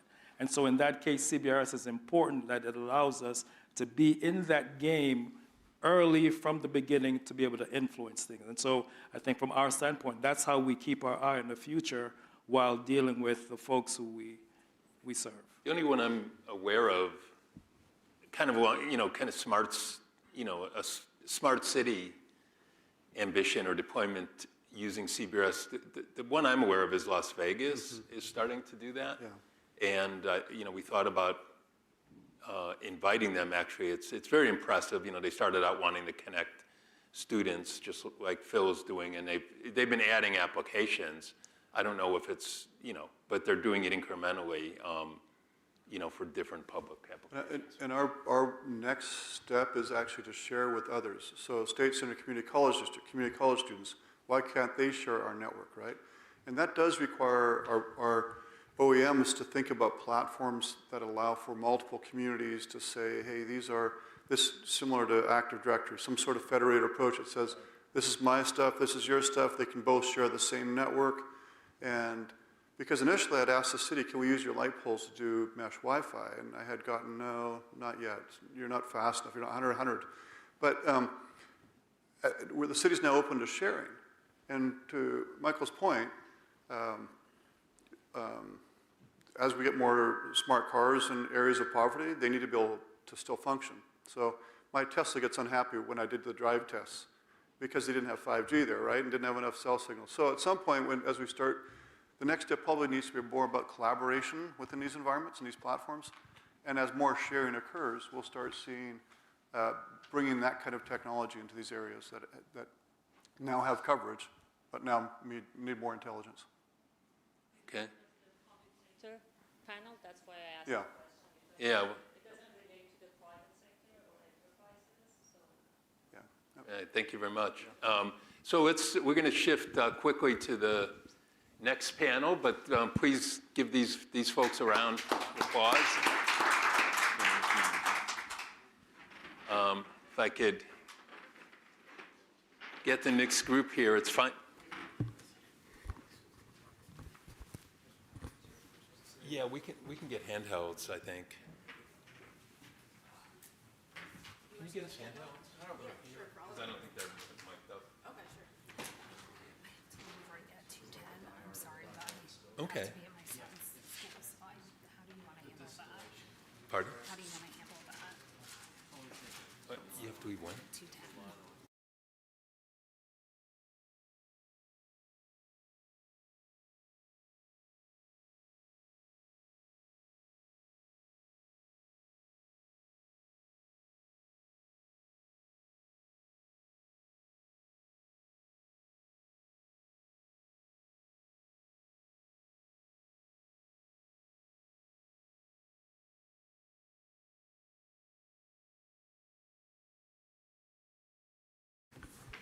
So in some ways, we've saved the best to last because these are the greatest minds of the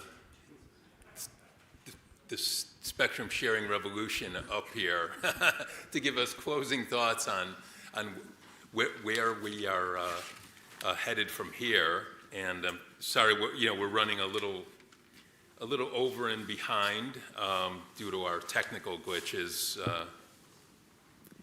earlier, but we will proceed on with this and get you all out of here just a few minutes late. So what we'll do is I'm going to just ask each of our panelists here, starting with John Leibovitz, a question I have, and they'll just take like 2 minutes, 3 minutes to give you the high-level answer, and then whatever time we have remaining, you all might have questions as well. So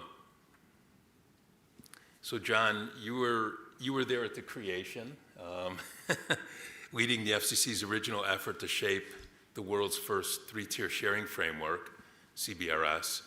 I thought it'd be helpful for you to just talk a bit about what was the Commission's goal at the time, and is the band working out as planned, or.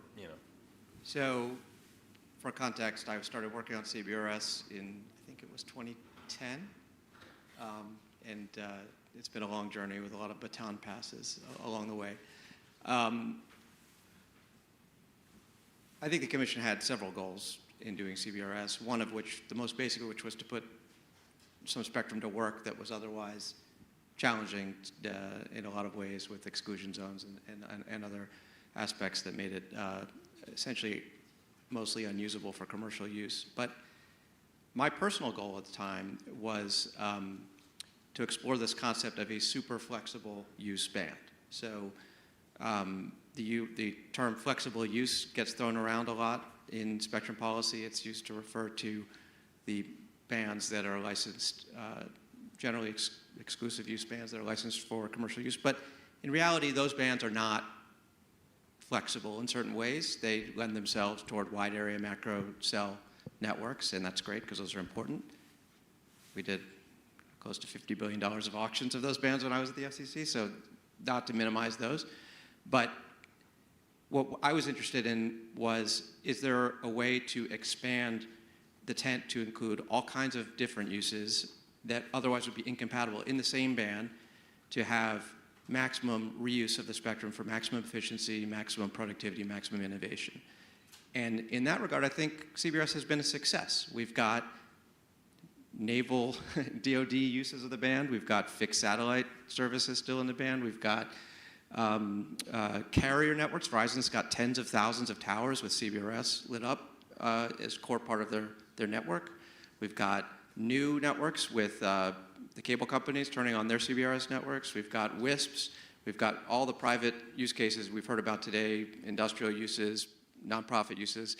They're all in the same band. And I think this is a minor miracle and something that we should be celebrating and looking to expand as a matter of policy. And the reason for that is if you look around the world, in other countries, they're starting to do dedicated bands for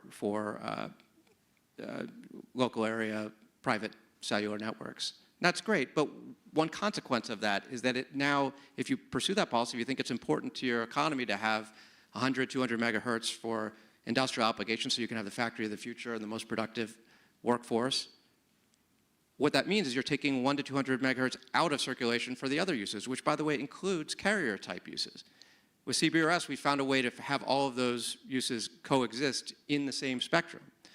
And I think that is an incredibly valuable set of learnings and hopefully one that will be applied going forward.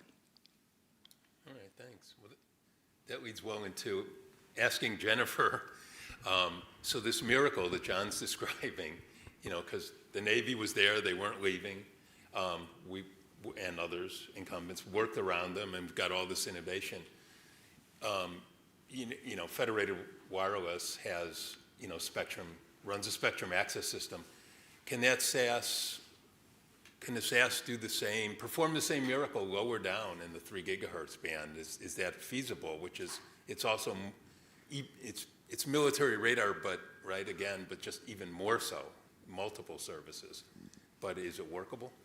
Absolutely. I think the CBRS framework, the sharing framework, the mechanisms, the processes that we use to enable sharing in CBRS are absolutely portable and applicable to 3.1 to 3.4.5 and to other bands for that matter.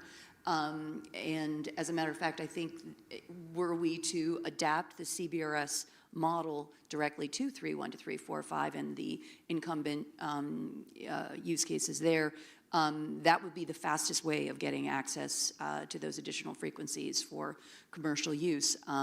We've got a lot of the same kinds of incumbent systems in that part of the band, shipborne radars, land-based radars.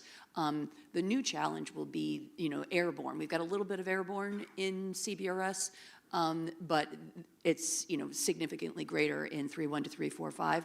But I do believe that the same concepts, this dynamic protection area, possibly a sensor at the airfield, could be a way of notifying the spectrum access system, or whatever we're going to call the dynamic spectrum management system for 3.1 to 3.4.5. That notification could occur through a sensor at the airfield or through a scheduling portal like TARDIS. But the concepts remain the same, and we've proven that they work. The Navy has not been interfered with in the CBRS band, which shows that what was designed and what's been implemented works well, and it's immediately adaptable to 3.1 to 3.4.5, and frankly to other bands. And to Jonathan's point, the countries around the world that are looking to do something similar in terms of the commercial access for private wireless networks are saying, how can we automate this? How can we automate access, even if we don't have the incumbent situation that you have in the United States? Is there a way to facilitate access? And I think that aspect of the spectrum access system and the sharing framework that we've set up will also be adaptable internationally as well, which I know is one of the comments that John Deere raised earlier. Okay, so Preston, you must be certainly the only person I know who's actually written a book on 3-tier spectrum sharing. Also, Cambridge University, fire, Christmas, great Christmas gift, yes. It's not an inexpensive yeah, book. I do use it for bedtime reading. And I haven't gotten more than 6 pages in. And you were, of course, there from the beginning with the President's Council of Advisors, Science Technology, recommending doing this. So, yeah. Mike gets credit too. Leibowitz was a quiet little advisor at 6 o'clock at night. The FCC liaison, yeah. Took it all back and did it. So So what's your take on lessons learned from CBRS that can improve, its utility and inform how we do this in the future? So I did think we learned a lot. The good news is we are still learning.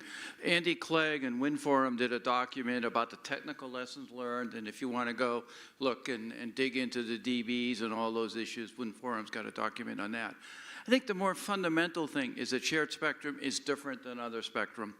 Pretty much the other spectrum, people write the rules, they go out there, a bunch of spectrum people write a bunch of rules, operators go grab the rules and go implement. That's what happened in CBRS. We wrote the rules, 4 years ago. We launched a month before COVID, talk about bad luck.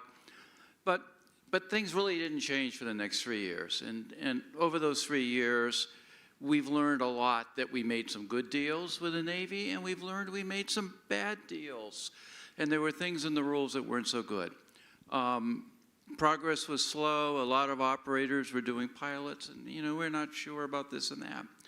And so in the last 6 months, we really thought that the real issue here is we really have to institutionalize the fact that sharing is much more interactive than a traditional, just give someone spectrum and they go off and do things. We have to take what we've learned, go back to the incumbents and say, can you live without this? Could we do this instead? And it's a continual trade back and forth. Protect incumbents, but find different ways to protect them in order to increase the value. When Scott got up and talked, you heard him talk a lot about how flexible NTIA was on this. If you go back and you look at talks even 6 or 12 months ago, they all talk about what a great job they did setting it up, and CBRS was launched. So over the last couple months, 6 months, let's say, I think we in industry have put a lot of pressure on the government to really accelerate how we institutionalize those. If you go to OnGo Alliance, on our last meeting, you'll see a whole pile of things that are happening. We spent an hour and a half talking about all the new changes that are in the pipeline to make CBRS better. Scott mentioned 2 of them that have already happened, but there's anywhere, depending on how you count them, 8 to 11 more that are in the pipeline to make CBRS better that we've really accelerated.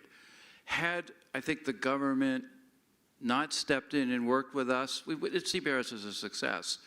But this is really what it takes to put it over the top, is to get away from the idea of one and done and move to this is something that's interactive, that needs to be constantly reevaluated. Look at how use cases are adapting and what does that teach us.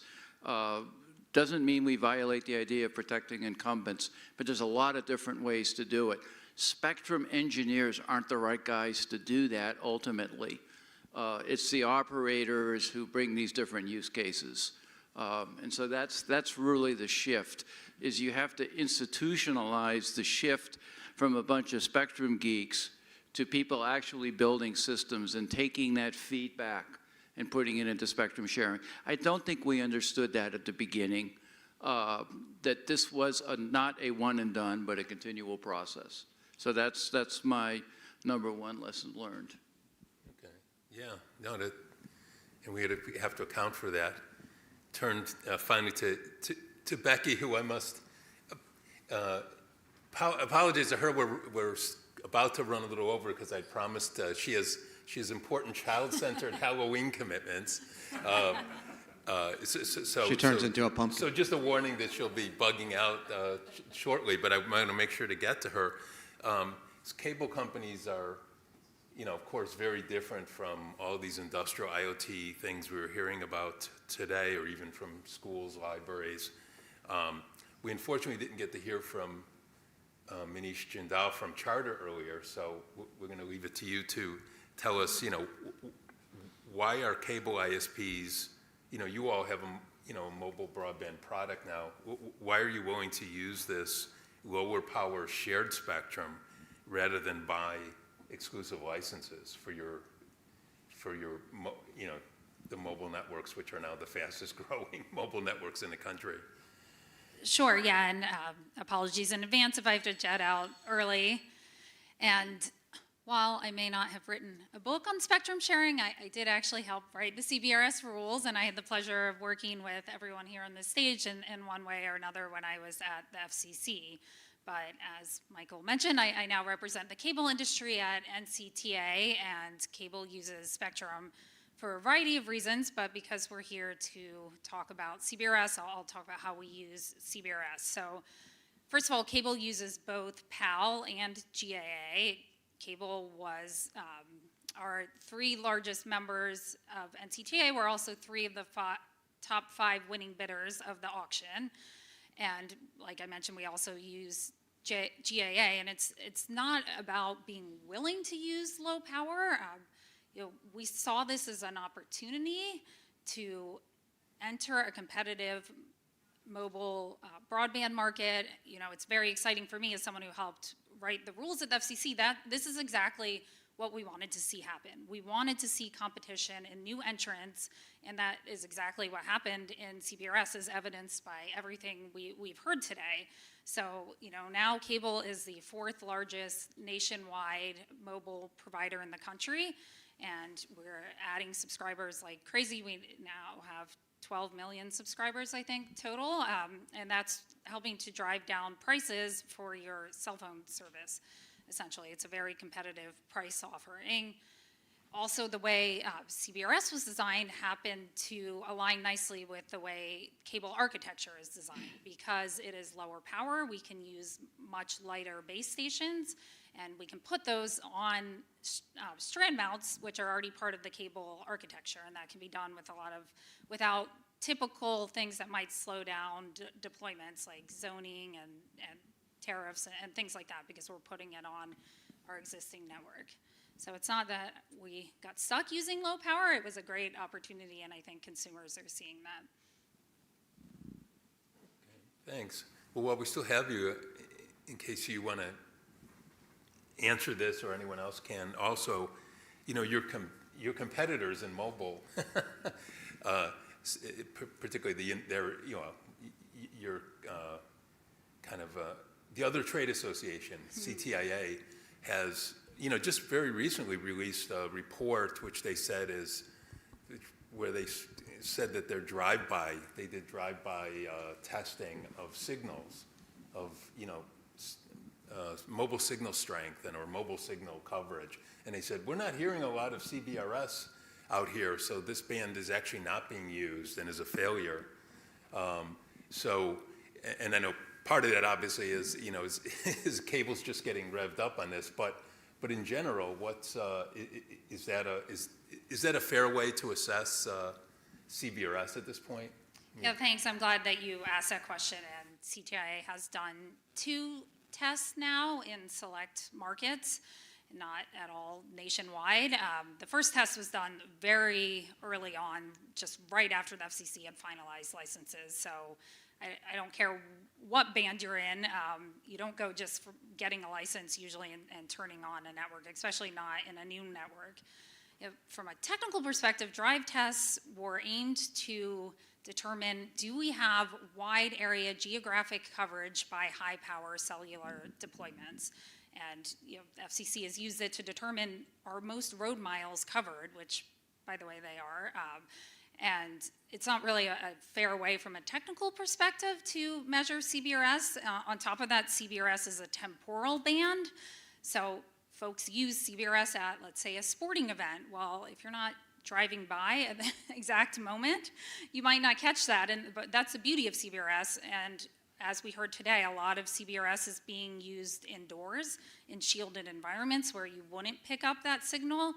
And I think most importantly, a drive test does not pick up the public utility of a band. So the FCC made this decision, what it thought was in the public interest to drive competition and new use cases, and that can't be measured through a drive test.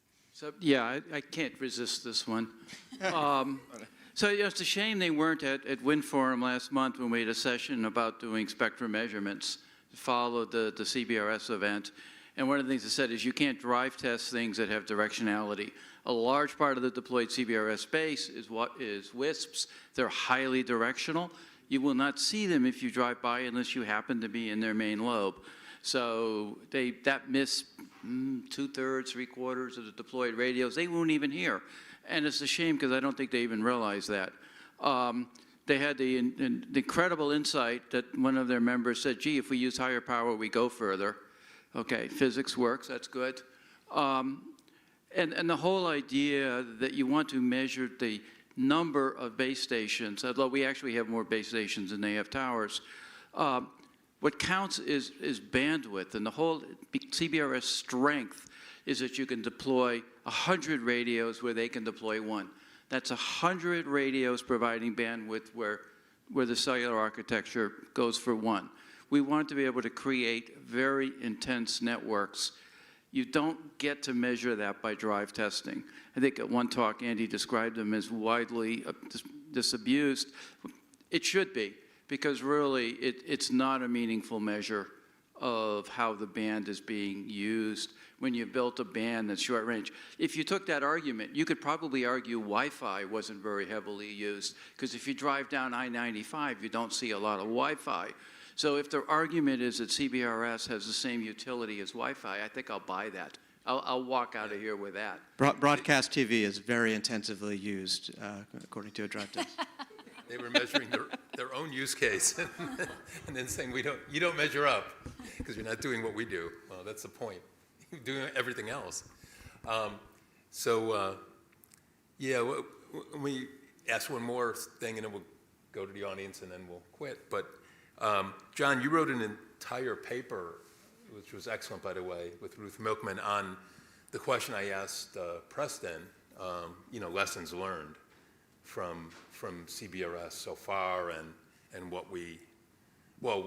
how we can improve it and also do some things different going forward. I don't know if you want to talk more about that, and then maybe Becky or Jennifer have thoughts too. Sure. So that paper came out, I want to say a year ago. It's called Taking Stock of Spectrum Sharing. Download it on an SSRN near you for free. And I wrote it with Ruth Milkman, who was former chief of the Wireless Bureau and chief of staff at the FCC. There's a lot of tactical stuff that I think came up to Preston, is much closer to the actual operationalization of CBRS and said a lot of the sort of very in the weeds things I think that add up to be very big change when you implement all of them. I will focus on macro analysis here and say that I think probably two things. One is, or maybe three things. One is I think this notion that CBRS never was intended to be sort of one and done. It was always intended to be a collaborative, ongoing process. And I sometimes find it amusing when people invent a new acronym for a new database system because, in my opinion, CBRS, SAS, whatever, they're generic placeholders with modular component parts that can be swapped in and swapped out. So if you think the ESC is not great and you want to have an incumbent informing capability, CBRS can accommodate that. You can add a new rule for that and all kinds of different upgrades over time. And that should be happening, and that was part of the point of having a multi-stakeholder process for governance as opposed to a purely regulatory process. So that's one. The second is this notion of sharing through the built environment in the physical world. One of my favorite little factoids of spectrum policy is that, in fact, pretty much all spectrum below, around the 1 gigahertz range on down, all of it is shared. And how is it shared? Well, when it runs through a coaxial cable, it's got, shielding around it. It's like a different spectrum universe, we consider it to be. And a totally different set of users get to use it, namely the cable companies, for a different set of purposes than the cellular companies who are also using it, and the broadcasters and everybody else, and DoD is also using it in the outside world.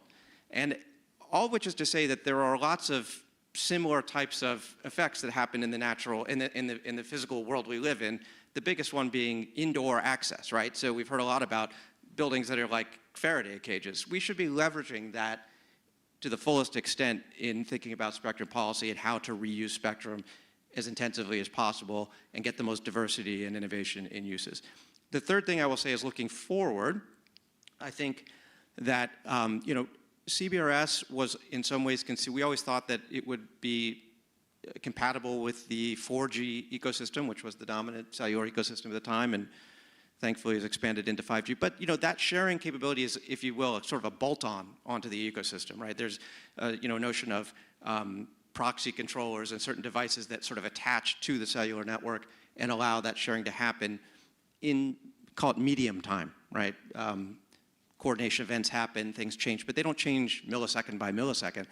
Looking forward, I think as 6G research is underway and the standards are starting to be developed, I hope that both the industry, policymakers, governments will focus on building those types of sharing capabilities into the standards directly, in part because as you move up the frequency chart, this is a point Michael makes often, as you move up this frequency chart, spatial reuse becomes easier, and we ought to find ways to more dynamically, more granularly share the spectrum at the ground floor, in this case being sort of the PHY layer and on up, if possible, using new technologies. And if that's built into the standards, that will benefit everybody because it'll be more spectrum abundance for everybody.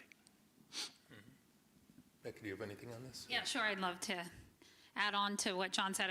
I agree with everything he said, and then I will have to jet out of here to turn into a pumpkin. But I think taking it up a level from CBRS, I want to make the point that every spectrum band is evolving and improving. We have this engineer in the back who said she started on 2G and she now works on 5G. And for some reason, CBRS is sort of like picked on, like, oh, it needs to improve. And if we do make improvements, that it's somehow a failure of CBRS. Well, no, all technologies have been improving.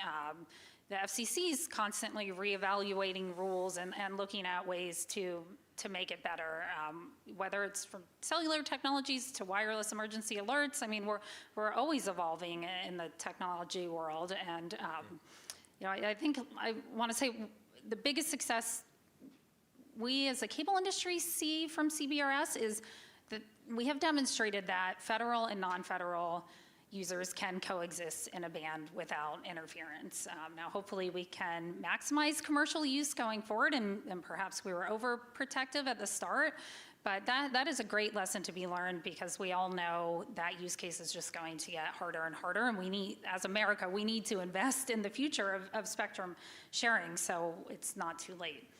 Yeah, and part of it was, at the time, 10 years ago, right, it was such a breakthrough that the military, of all users, the military was willing to share their spectrum. So of course, we were all like, okay, what do you need us to do, sir?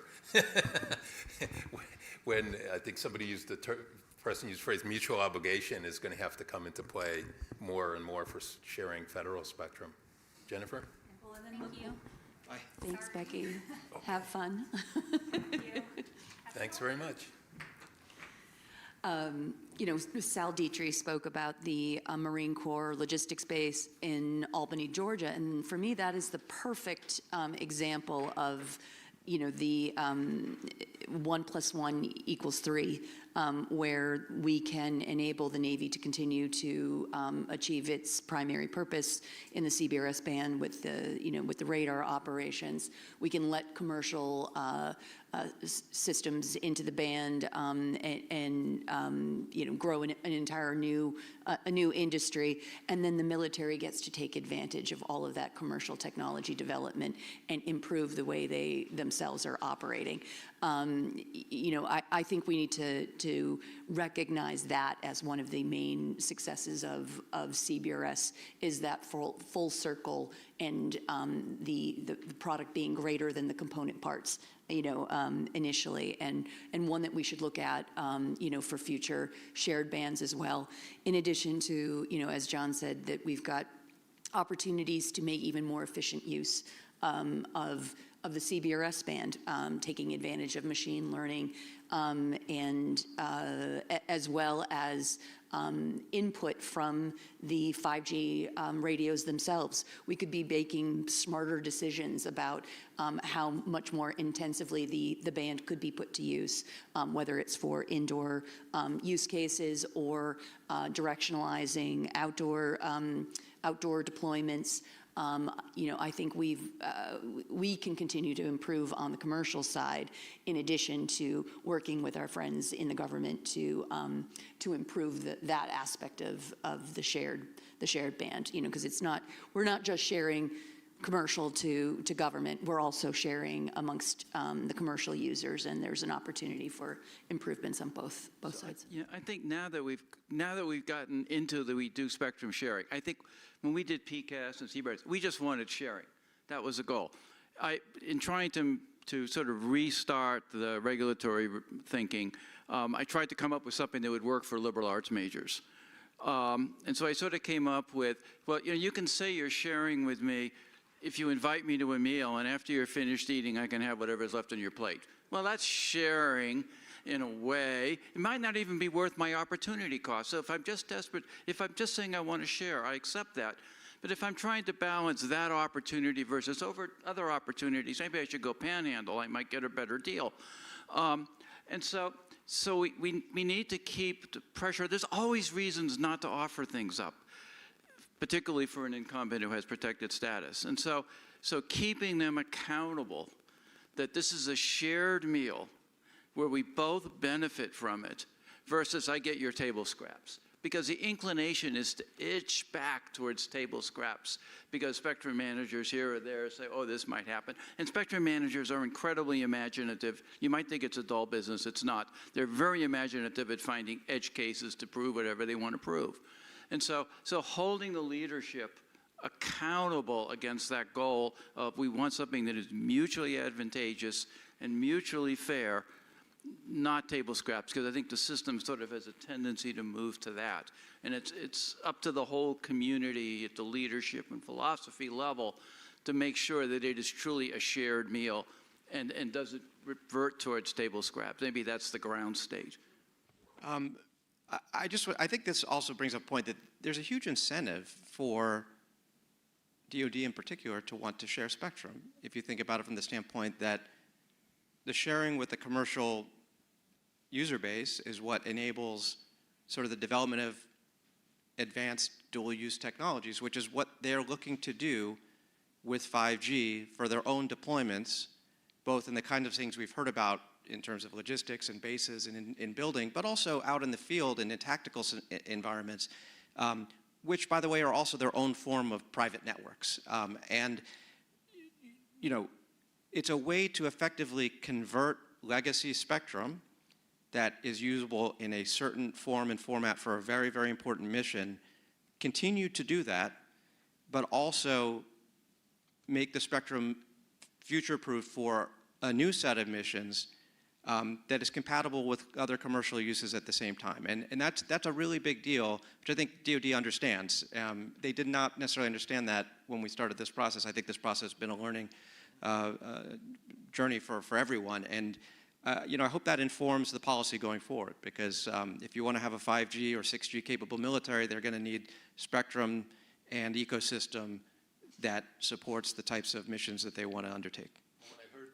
On this point, when I heard Sal on the last panel, right, about the Marine base in Albany, Georgia, I was thinking, as John implies, we've come full circle, and it's ironic because, as you guys will remember, during the consideration of CBRS, the military was saying, well, what about bidirectional sharing?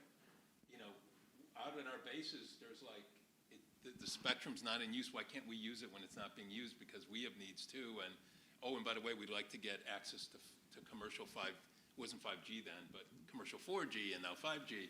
Well, CBRS is what's putting it together. Now they do have spectrum access, and it's standardized to the latest technology that they can then shape to meet their needs and save a lot of money and a more efficient supply chain and all that, right? For sure. We are over time. So is there any questions out here among you all? We're not set up to take them from the folks still online, but if anybody else here has a question or a comment, quickly we can do it.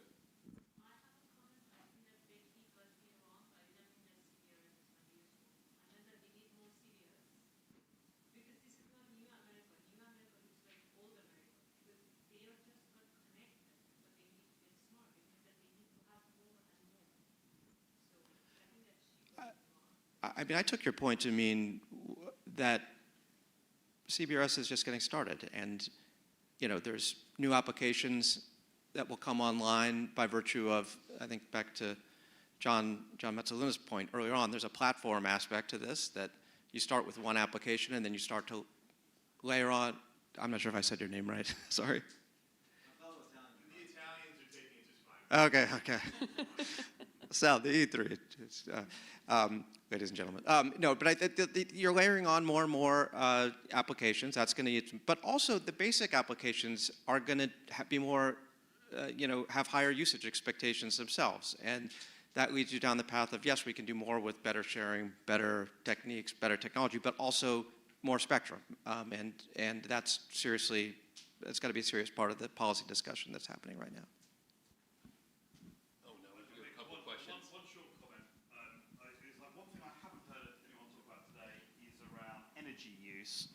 Energy use and energy consumption.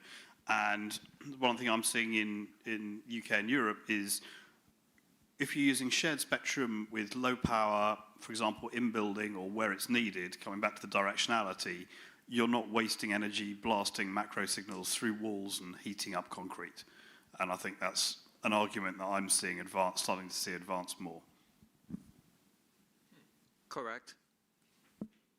Wi-Fi inherits the same thing. I mean, it's small and localized is cheaper than wide area. I mean, we're now looking at cellular systems where the antennas take up more power than the transmitters.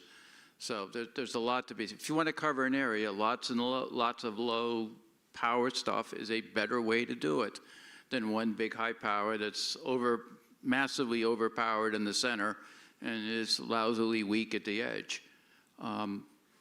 But then it's a matter of your fiber and all the other backhaul. So it's a hard argument to make that it's the right architecture.